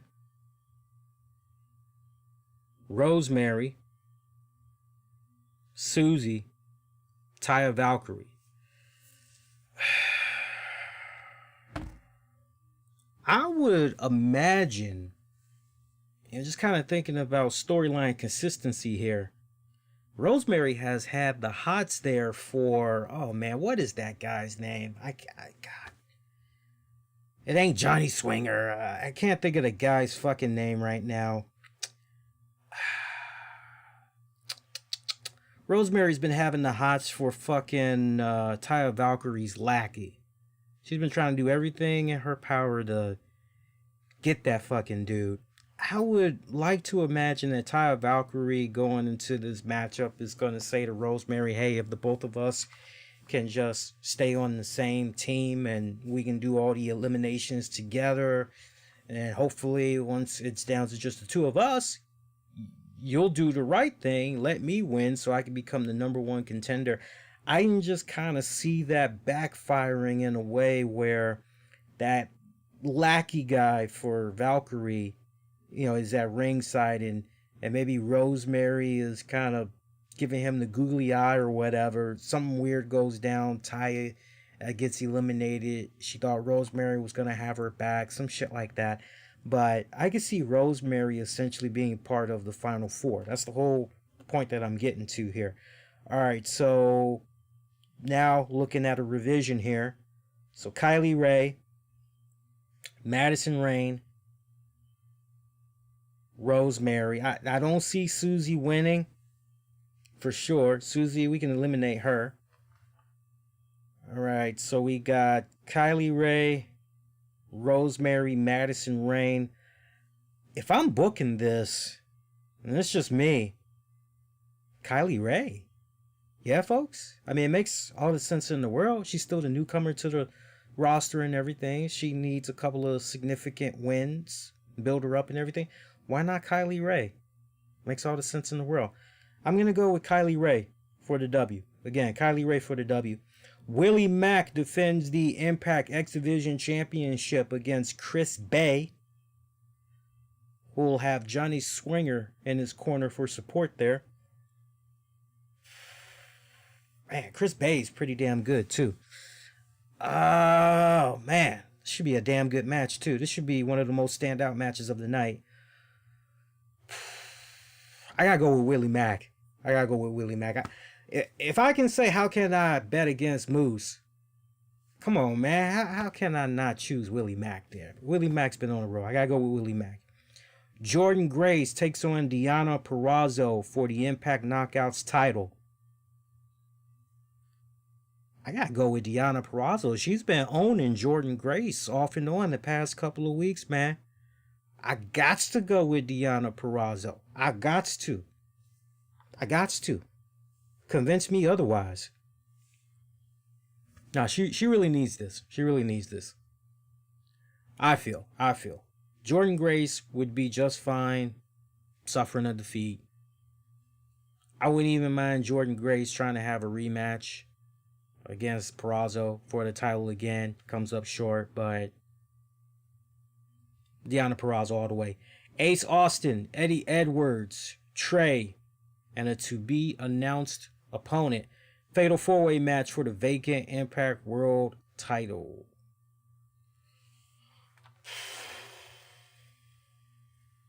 So far they've advertised EC3, Eric Young, Kurt Angle. We could forget about Kurt Angle. Luke Gallows, Carl Anderson, Mike Kanellis.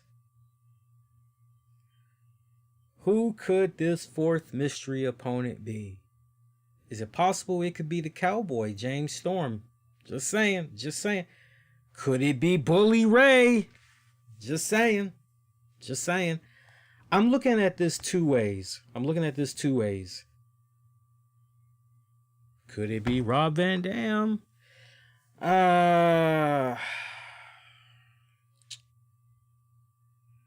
It could be Ace Austin that wins this regardless.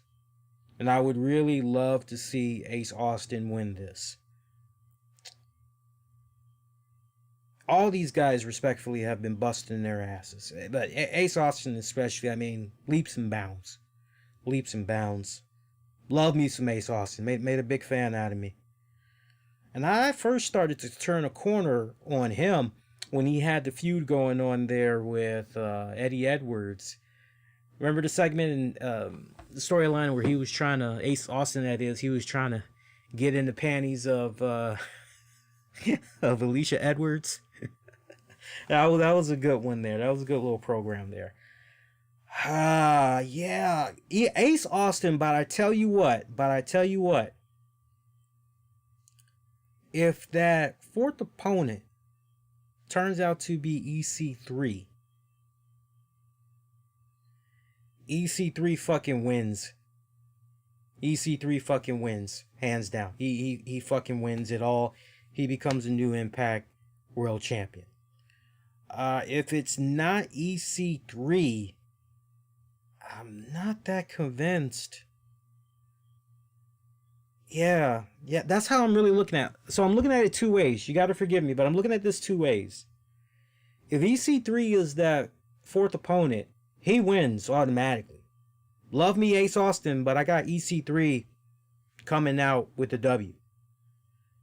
If it's anybody but EC3, Ace Austin will win.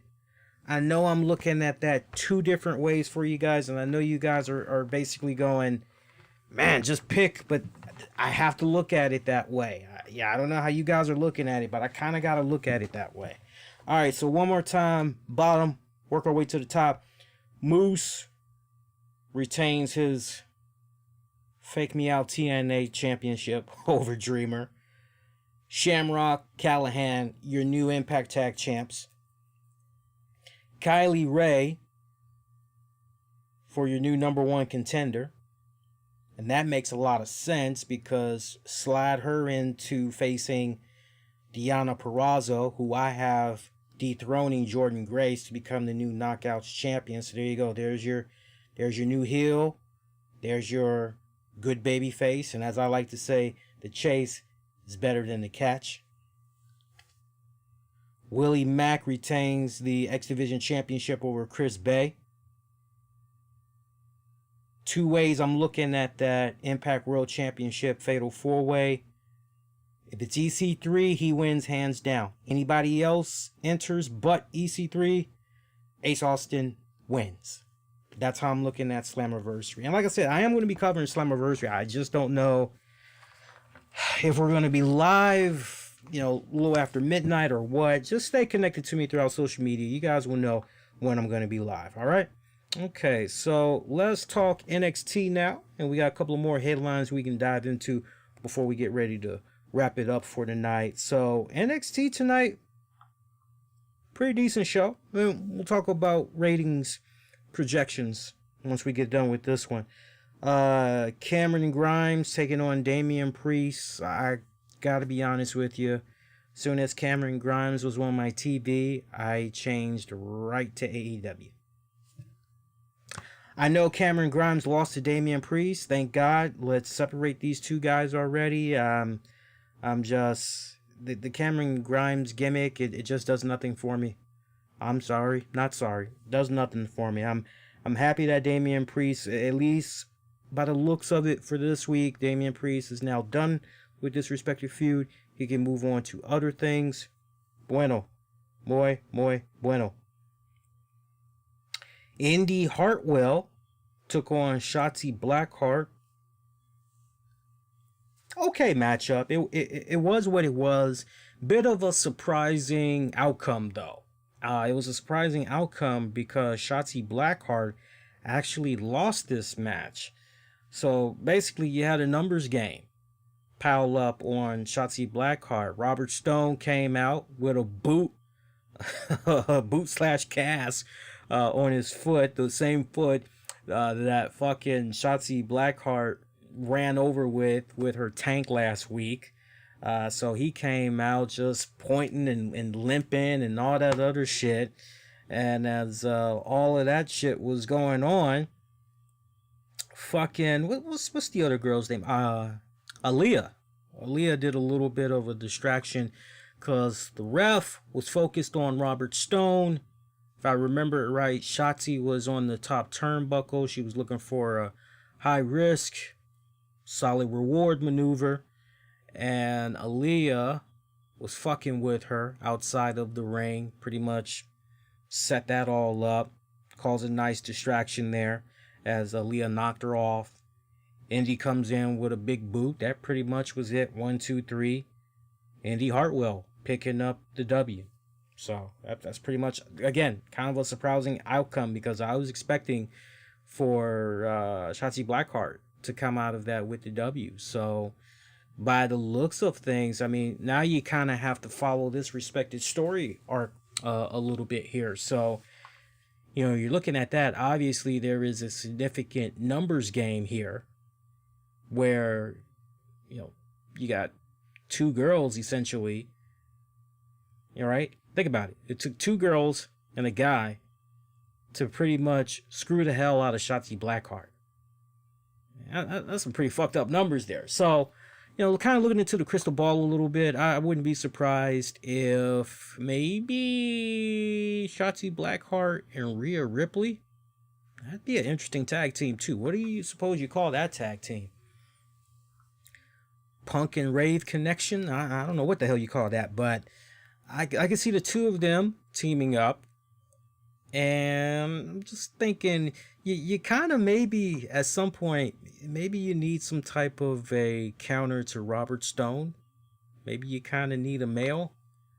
Then again, maybe you don't need a male.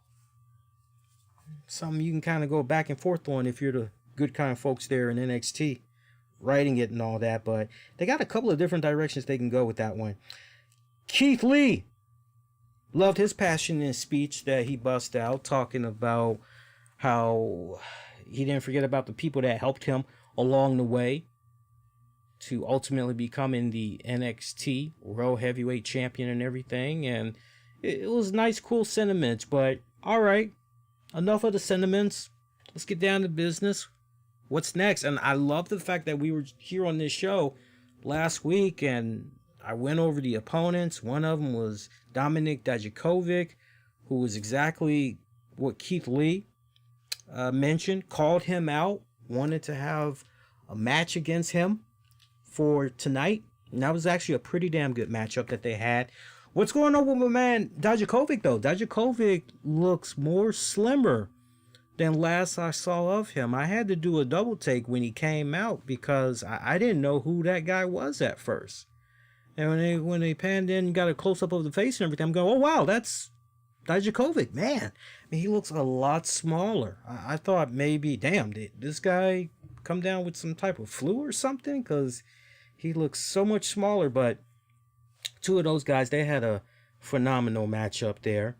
And it was for the NXT and North American Championships. Keith Lee did put both of those titles on the line. Came out victorious there. It was a good match, but if I were to compare it to previous Keith Lee Dijakovic matches, kind of weak. It was definitely kind of weak, but still it's worth checking out. If you didn't watch NXT, it's definitely worth checking out. Denzel DeJournay. Sounds like fucking Grey Poupon, man. Took on Timothy Thatcher. Squash match. This was pretty much over in about 90 seconds. Also, Rhea Ripley. We kind of got a little mention of Rhea Ripley. We didn't exactly see her in the flesh, so to speak. But she pretty much had made it be known on Twitter that she's back on the hunt for the NXT women's title. Other than that, next week, Dexter Lumis, he's going to be in action. He's going to be taking on Killian Dane. And Karrion Kross is going to be in action against Dominik Dijakovic. Now, that latter part, that was the end result of one of the backstage interviewers having a conversation with Dijakovic, getting his post reactions to the match he had against Keith Lee for both of the titles. Dijakovic saying, man, Keith Lee, when last I fought him, he was on a completely different level, but this Keith Lee that I faced tonight, he is on an even more heightened, more elevated level. All due respect to Karrion Kross, but where Keith Lee is right now, he's on a completely different atmosphere. Well, Karrion Kross heard that, didn't take too kindly to those words. They had a stare down. Next thing you know, brawl erupts between the two men. Karrion Kross getting the upper hand. Walked away from a laid out and unconscious Dijakovic saying tick-tock. So it's obvious, again, Keith Lee, Karrion Kross, eventually that's where we're heading. I can't wait for those two fucking trains to collide. That's gonna be fucking epic. Again, NXT Women's Championship, Io Shirai defending it against Tegan Nox. Now, I touched upon this at the very beginning. You guys are actually with me when I was giving my real-time reactions to the closing minutes of the match that I had paused. So I was actually about, maybe 5 minutes behind when we went live on the air there. Sadly, I only saw about 60% of the match. Again, pretty good match. Tegan Nox. I'm actually going to watch that match again because I really want to be able to sit down and really thoroughly enjoy that for what it's worth, because just by the looks of what I saw, it looked pretty fucking entertaining. And I tell you what, Dakota Kai, she has been doing a better job, I feel, with this new turn as a heel. She really, really has, because before it was just this, I didn't feel a connection. I think that's the best way I can describe it. Yeah, she looked cute. She was pretty good in the ring, but there was really nothing that made me truly connect to her character. And ever since she went this heel route, I've just been loving everything that she's been doing. I said it earlier in the show, but I gotta be complimentary again. Tegan Nox, she's really been up in her game as well. Honestly, the women's division as a whole down there in NXT, they've really, really been amping it up. They really, really have. And I tell you what, man, whenever the opportunity does come a knocking, Tegan Nox, Shotzi Blackheart, Io Shirai, Rhea Ripley, Santana Garrett, all them girls are going to do phenomenal on the main roster whenever they do get an opportunity on a regular basis to be on the main flagship shows. I think they're going to do phenomenal. But yeah, NXT for this week, pretty decent. Didn't have much fillers too, is the other thing that I want to point out here. You know, they weren't really heavy on fillers as they were with the previous shows. Other than that, though, everything was built up pretty good, especially the Dakota Io Shirai, and they built that up pretty good. Now, let's talk ratings. Ratings for next week. Looking with this latest trend here.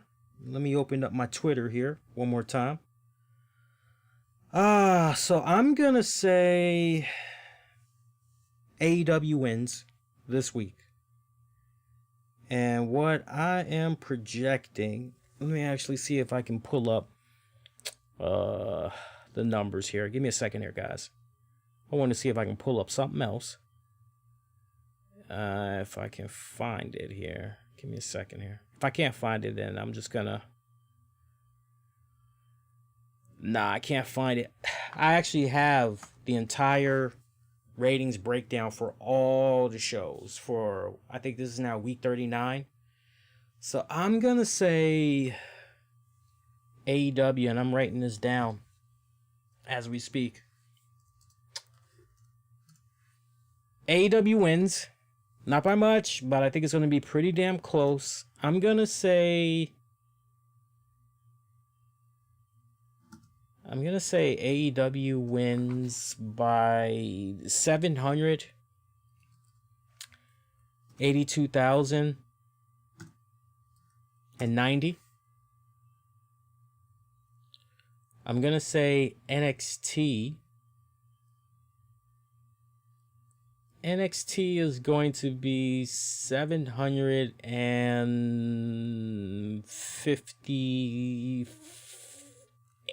58,000. That's how I'm looking at it. Actually, you know what? Let's bump that down just a little tiny bit. Let's bump that down a little bit. Let's say 48,000. Okay, so AEW, I'm going to say 782,090. NXT, I'm going to say 748,000. AEW picks up the W this week. You know, honestly, when I just go back and I just think about both shows,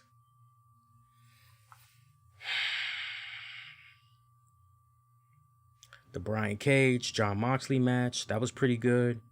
FTR taking on the Lucha Brothers there. That's pretty damn good. Sonny Kiss, Cody Rhodes, TNT Championship.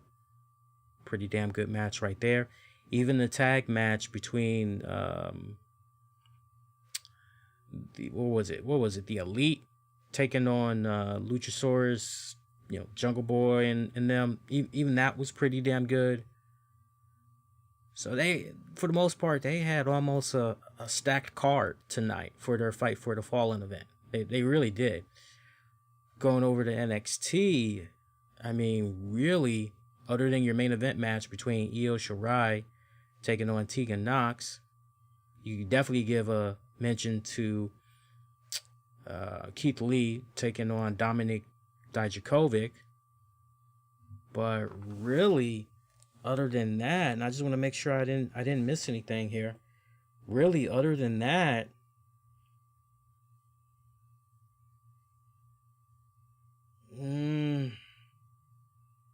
yeah, really, other than that, that was it. That was all they really had. So, yeah, that's why I'm kind of looking a little bit more, and I'm giving the edge a bit more to AEW for this week. But stranger things have happened, so we'll see. And I'll definitely share my reactions tomorrow when the ratings do come out. Hey, let's see how we've been doing on time here, because we did start a little bit late. Let me see how long we've been on the air so far here. Where's my counter? I usually have a counter going. Where's my counter? Well, I got my recorder. I guess I can go with my recorder. Okay, so we've been on for about an hour and 51 minutes. So that's pretty good. All right, so let me just see some other little tidbits we can get into before we get ready to wrap it up for the night here. And then we'll give you guys definitely some programming notes and everything. Real quick, switch it up. I'm going to give you a little bit of wrestling tidbits, and I'm going to give you a little bit of non-wrestling tidbits. Were you guys ever fans of the movie Willow? Well, Ron Howard revealed some interesting news. He confirmed that a Willow sequel is still in development. He had did a Q&A for the Edinburgh International Film Festival and was asked about the status of the sequel. And originally he revealed that as far as that sequel going about, it's in the works for Disney Plus.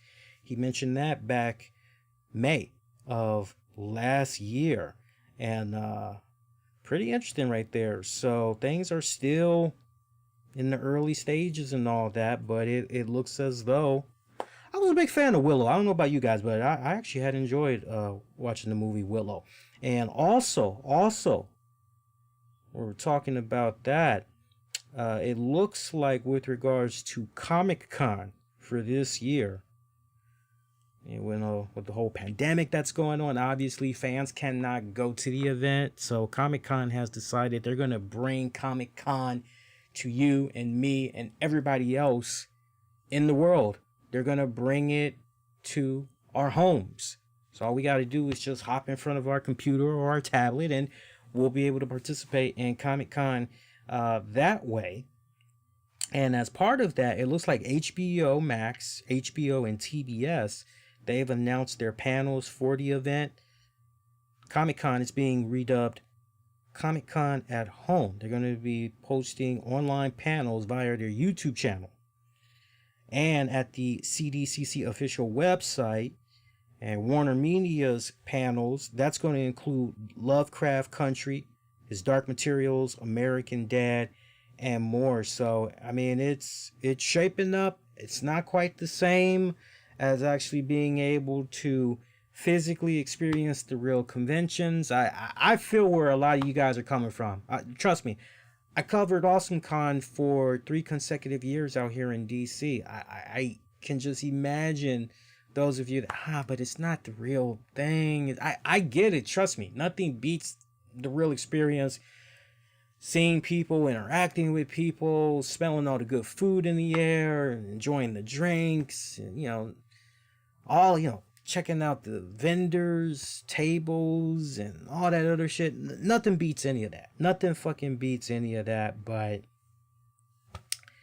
we got to make do with what we got, right? We got to make do with what we got.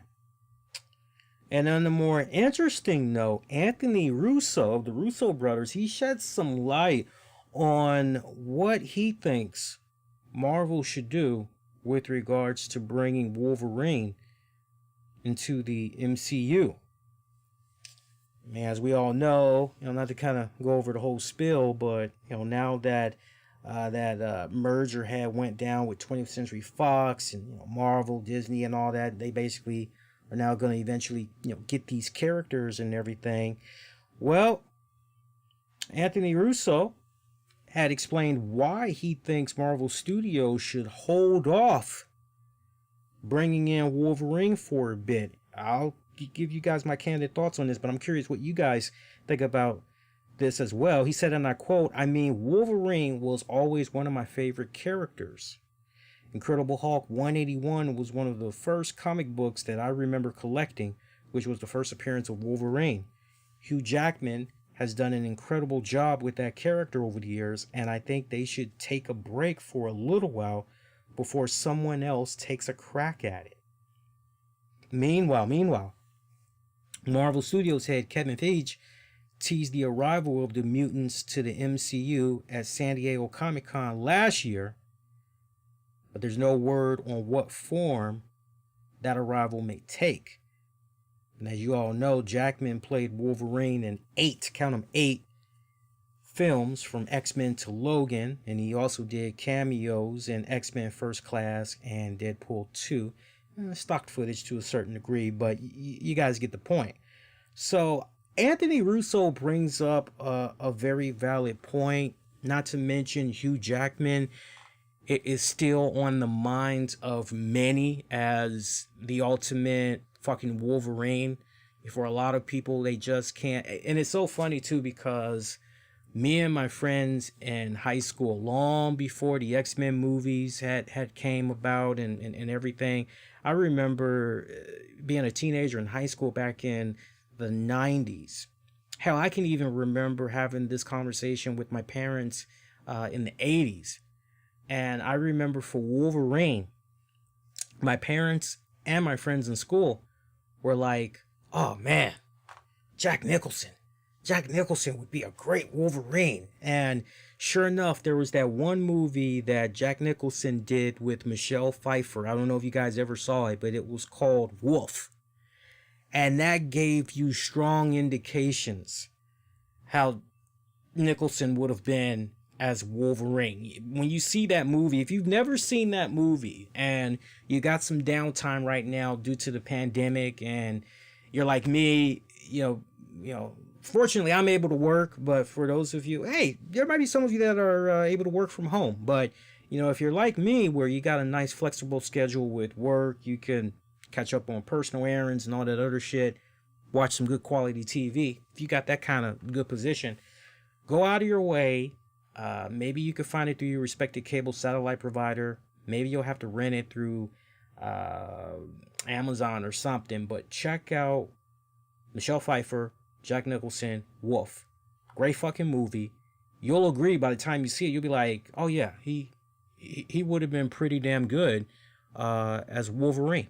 He would have been awesome. But we were thinking about Wolverine.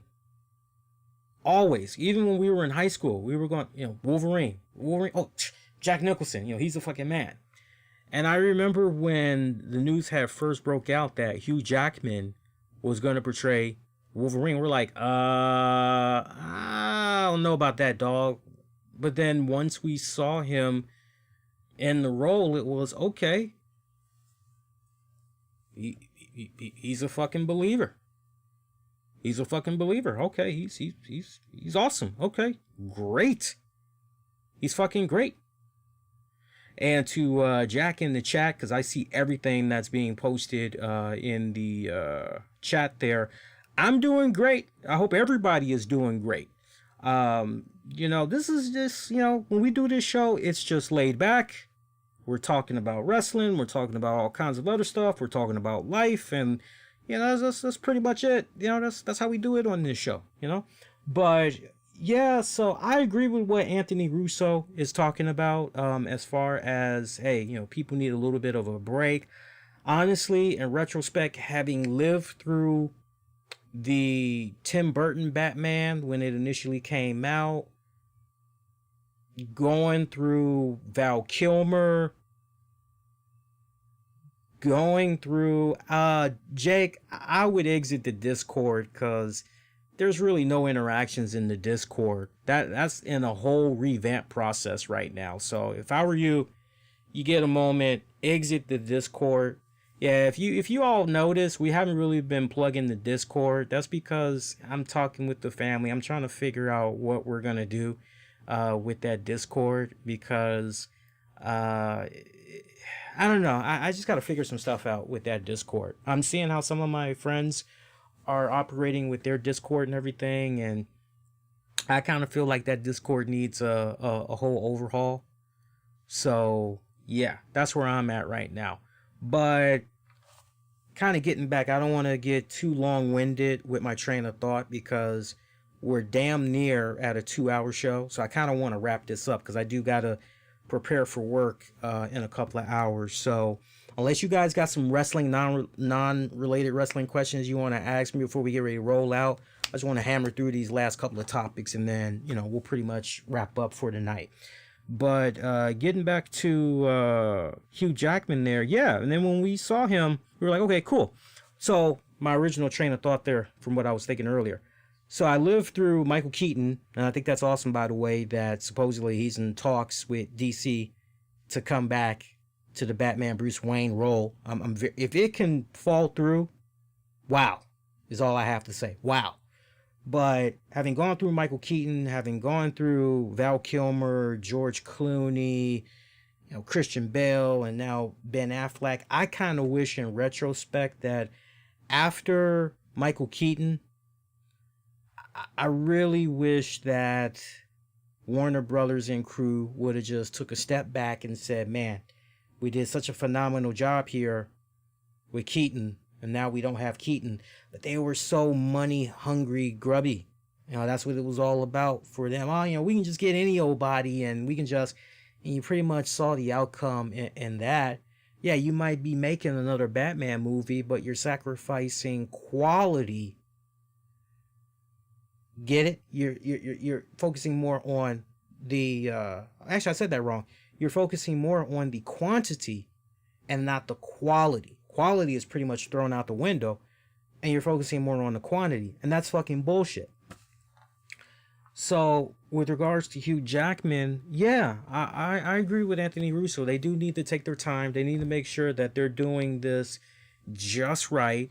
They need to make sure that I already know who they can honestly cast for Wolverine. I have given him high praise for the longest time. Also, the other person that my friends and my parents, myself included, that we all used to sing high praises for, hey, they'd be a good Wolverine. Aside from Jack Nicholson, we also used to say Clint Eastwood. Now, obviously, depending on when exactly you started to become a fan of Clint Eastwood, damn, rather old, but at the time we were kind of picturing Clint Eastwood obviously during the good, the bad, the ugly era. We were kind of picturing right around that era when he was going into the first Dirty Harry movie, sort of, we were kind of picturing him like right around that era. He would have been a damn good Wolverine as well. Nice little honorable mention. But I was thinking, why not Clint Eastwood's kid? I think Clint Eastwood's kid, have you guys seen Clint Eastwood's kid? Scott Eastwood looks just like his fucking dad. It's eerie as fuck. But he has more bulk. I mean, he's got muscle. He looks just like his dad. It's badass. He's got this weird combination. He's got Clint Eastwood meets Chris Hemsworth. It's a cool ass combination. I think he'd be pretty good for that role. Just something to think about. All right. Also, this is kind of near and dear to my heart because I've always been a big fan of this character, And I've also been a fan of, I'm trying to think of the guy's name, Constantine. The actor that plays Constantine, and I should know his name by now because he was one of the fucking, oh God, I'm drawing a brain fart. He was on the fucking Matt Ryan, that's his name. Matt Ryan. He's done a phenomenal job as the live action version of Constantine. And we've heard rumblings for a long time. I remember how faithfully I was covering the Constantine TV series on NBC when it was on. And I was heartbroken when that series had got canceled because it was like, oh man, this was so fucking promising. Well, believe this for what it's worth, but the direct reports from a reliable source with industry knowledge that apparently a Constantine live action movie is being made and that J.J. Abrams is attached to this project to produce. So that's pretty much all you need to know right now because everything else is pretty much vague. But, you know, if you were to go with a live adaptation movie, I would like to believe that fucking... Now, look, what Keanu Reeves did was pretty good. So my first question is, okay, are we going to go with Keanu Reeves again? Keanu did pretty damn good. I gotta say, I enjoyed him in Constantine. He did pretty damn good. Total 180 from the character I grew up on, especially as far as the blonde hair and all that other shit goes, a total 180. But I thought he did a pretty good job. So, do you reach out to Keanu Reeves to be Constantine again? Or are you going to go in a different direction and you're going to try to keep it much more truer to what folks have been seeing when they watch Legions of Tomorrow, or if you had watched the DC Crisis, what was it, the DC Comics Infinite Crisis, whatever the hell that was. It's late right now at the time I'm doing this, so I'm getting a little tired. Don't worry, we're about to wrap it up soon. So, but I don't know. That's kind of a tricky one right there. Do you fucking go with my man Matt Ryan, or do you go with Keanu Reeves, or do you go in a different direction? Lot of stuff going on there. Also, got some wrestling news. Dragon Gate was back in action this week. They did their hopeful 2020 card at the Korakuen Hall in Tokyo, Japan. And they did have live fans in attendance. The attendance was 494 people. And here's your results from that. Lord, I'm going to mess some of these names up. I'm going to say that in advance. Jinki defeated Punch. You know what? I'm not gonna insult you good Dragon Gate fans and butcher these names. But if you want to know the card, go look it up. But I just thought that was interesting because when I heard that, oh wow, there was actually a wrestling event that actually had fans in attendance. Say what? And it wasn't just, oh, well, we're just going to invite about 50 people. No, they actually had almost 500 people in attendance. So, yeah, kind of interesting right there. Meanwhile, with regards to WWE's WrestleMania 37, supposed to be in California, March of 2021. There's no word yet if that still is going to be happening. So the way things are looking right now, because it's supposed to be held at the new SoFi Stadium. But the way things are looking right now with this pandemic, forcing all these shutdowns, that might not be happening.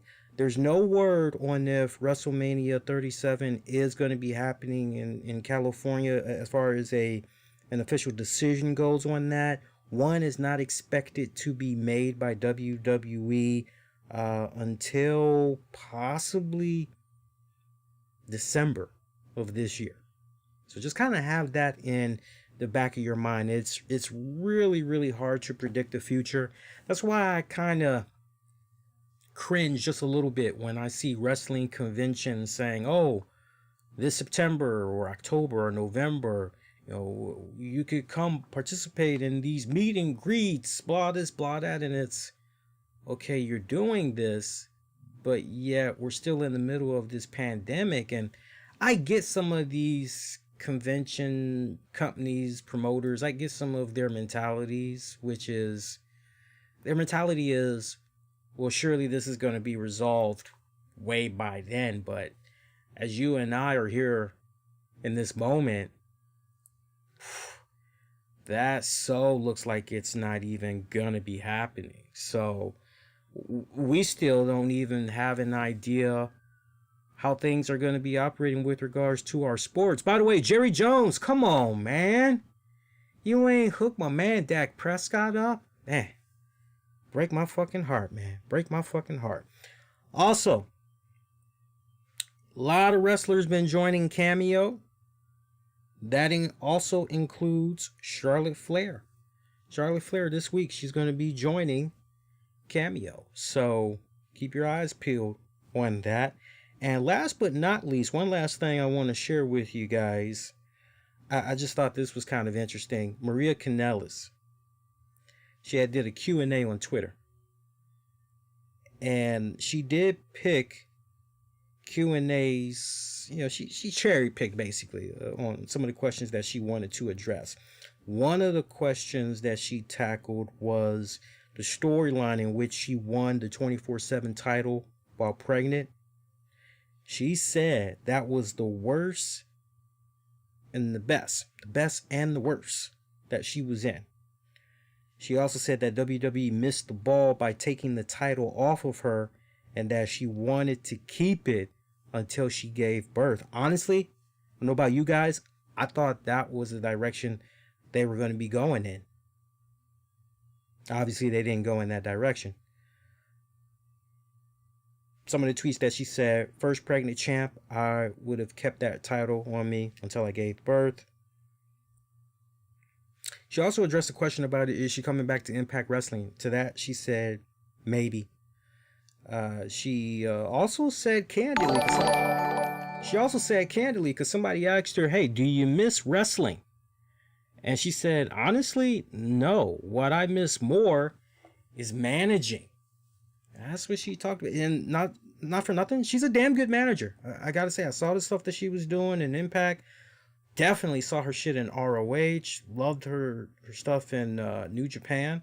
And I always felt she was most strongest as a manager as opposed to a wrestler.